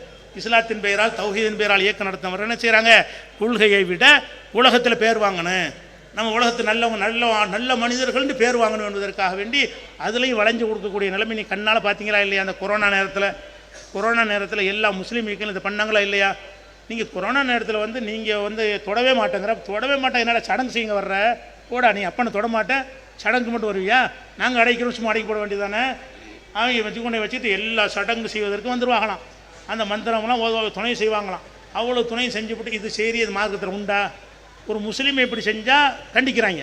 நீ எப்படி முஸ்லீமாக இருந்து கொண்டு அங்கே போய் பாத்தியா ஓதுற, அதனால் நான் வரமாட்டேங்கிறான். முஸ்லீம் ஜனாசாவுக்கு வரமாட்டேங்கிறான். முஸ்லீம் அல்லாத ஜனாசா வந்து அது கிறிஸ்துவ முறைப்படி அடக்கம் செஞ்சாலும் நான் வருவேன், இந்து முறைப்படி எரிச்சாலும் நான் வருவேன் மட்டுமில்லை, துணை செய்வேன், பக்கத்தில் பார்த்துக்கிட்டு நிற்பேன், ஆதரவாக நிற்பேன், உறுதுணையாக நிற்பேன். இதுக்கு பேரான் தௌஹீதா? இதுக்கு பேர் எல்லாம் அந்த கூட்டத்தில் கலந்த உடனே நம்மளை அப்படி அது மாற்றிடுது. நம்ம அவனை மாற்றி எடுக்கிறதுக்கு பதிலாக நம்ம என்ன செய்கிறோம்? அவனை போலவே மாறிக்கொண்டிருக்கிற காட்சியை வந்து பரவலாக பார்க்குறோம், நிறைய பார்க்குறோம். அப்போ இந்த மாதிரியான விஷயங்கள் எல்லாம் நம்ம பழக என்ன செய்ய நமக்குள்ளேயே ஊடுருவி விடுவதுன்னு பார்க்குறோம். இன்னொரு விஷயத்தை நான் சொல்ல வேண்டும். இப்போ ஊரோட ஒத்து போகணுங்கிற உதாரணமாக ஒரு வருஷம் வந்து பிறையை பார்த்துட்டாங்க. பிறை பார்த்தா என்ன செய்யணும்? நோன்பு பெருநாள் அறிவிக்கணும். நோன்பு பிறையை பார்த்தா நோன்புன்னு அறிவிக்கணும். பெருநாள் பிறையை பார்த்தா பெருநாள் அறிவிக்கணும். பிறையை பார்த்தாச்சுங்க. பிறையை பார்த்த உடனே நீங்கள் பிறையை பார்த்துட்டீங்க, நோன்பு வைக்காதீங்க, பெருநாள் அடுத்த நாள் கொண்டாடுங்கிறாங்க. யார் தௌஹீதுன்னு சொன்னோம்? சொல்கிறான் என்னது, வியாழக்கிழமை பிறை பார்த்தாச்சு, வெள்ளிக்கிழமை நோன்பை விட்டுருங்க, பெருநாளை சனிக்கிழமை கொண்டாடிக்கிறங்க. ஏன்னு கேட்டால் எல்லோரும் அன்றைக்கி தான் கொண்டாடுறாங்களாம். எல்லோரும் அன்றைக்கி தான் கொண்டாடுறதுனால, சுன்ன ஜமாத்தில் கொண்டாடுறதுனால நம்மளும் அப்போ தான் கொண்டாடணும்னு பெருநாளையே தள்ளி வைக்கிறாங்க. எதுக்காக வேண்டி? அட்ஜஸ்ட்மெண்ட். இந்த அட்ஜஸ்ட்மெண்ட் நோய் எங்கே வரைக்கும் வந்துருச்சுன்னு சொன்னால், அட்ஜஸ்ட்மெண்ட் இல்லைன்னு சொன்ன ஜமாத்துகளே வந்து விட்டது. அட்ஜஸ்ட் பண்ணக்கூடாது, எது உள்ளது அடித்து சொல்லணும். ஒருத்தன் பெருநாள் கொண்டாடி எனக்கு என்னது, நான் பிறையை பார்த்துட்டேன்ல, நான் கொண்டாடுவேன், நாங்கள் மட்டும் கொண்டாடுவோம் அப்படின்னு சொல்வதற்கு பதிலாக ஊரோடு ஒத்து போகணும், எல்லோரும் மாதிரி இருக்கணும், அதிகமான கூட்டத்தை காட்டணும்னு அந்த நோய் வந்தவொடனே என்ன ஆகுதுன்னு கேட்டால் இந்த அட்ஜஸ்ட் பண்ணுற நோய் மனிதனுக்குள்ளே ஊறி போய் கிடக்கிறது. அதுவும் பிற சமய மக்களோடு வாழக்கூடிய நாடுகளில் இது ரொம்ப ஜாஸ்தியாக இருக்கிறது. இந்த மாதிரி இன்னும் சொல்ல போனால் நம்மளாம் எப்படி முஸ்லீமாக மாறணும்? ரசூல்லா மௌத்தா போயிட்டாங்க. ரசூல்லாவுக்கு பிறகு சஹாபாக்கள் என்ன செஞ்சாங்க? ஒவ்வொரு பகுதிகளுக்கும் வியாபாரத்துக்கு வந்தாங்க. சஹாபாக்கிட்ட பாடம் படித்தவங்க வந்தாங்க. அந்த மாதிரி வந்தவங்க இந்தியாவுக்கு வந்தாங்க. அவங்க முஸ்லீமாக வாழ்ந்து காட்டினாங்க, சமரசம் இல்லாமல் வாழ்ந்து காட்டினாங்க, கொள்கையில் உறுதியாக இருந்தாங்க. அதை பார்த்து நம்ம அப்பன் பாட்டம் முஸ்லீம் ஆனாங்க. அப்பன் பாட்டம் எதனால் முஸ்லீம் ஆனாங்க? அவங்க இஸ்லாத்தில் வளைஞ்சு கொடுக்காம சமரசம் பண்ணாமல் ஒழுங்காக வாழ்ந்ததை பார்த்து விட்டு தான் ஏன் அப்பன் பாட்டன் உங்கள் அப்பன் பாட்டெல்லாம் இஸ்லாத்துக்கு போனார்கள். அந்த மாதிரி நீங்கள் வாழ்ந்திருந்தால் இந்தியாவில் முஸ்லீம் தான் இருப்பான். நீங்கள் அந்த மாதிரி வாழ்ந்திருந்தீர்களே, நான் வளைஞ்சு கொடுக்காம இதாண்டா இஸ்லாம், இப்படி தானே இருப்பேன். உங்களுடைய வியாபாரத்தில் உள்ள நேர்மை, வியாபாரத்தில் உள்ள ஒழுங்கு, நாணயம், நேர்மை இதெல்லாம் பார்த்துட்டு இஸ்லாத்துக்கு வர்றான். இன்றைக்கி முஸ்லீம்கிட்ட வியாபாரத்தோட நேர்மை கிடையாது. அவங்க பண்ணுற எல்லா கள்ளத்தனையும் பண்ணுறாங்க. 2ஆம் நம்பர் வேலை பார்க்குறாங்க, ஹராமானது விற்கிறாங்க, அளவு நிறுவையில் மோசடி செய்கிறாங்க. அப்போ எல்லா விஷயத்துலையும் இப்படி கலந்துட்டு எங்கே இஸ்லாம் எங்கே இருக்குது? பேருக்கு இருக்குது. இஸ்லாமுங்கிற என்ன இருக்குது? பெயருக்கு நம்ம முஸ்லீம் என்று சொல்லிக் கொள்கிறோமே தவிர இஸ்லாம் சொன்னக்கூடிய அந்த வாழ்க்கை நெறிமுறை நம்முடைய வாழ்க்கையில் கிடையாது. அதை மாற்றணும்.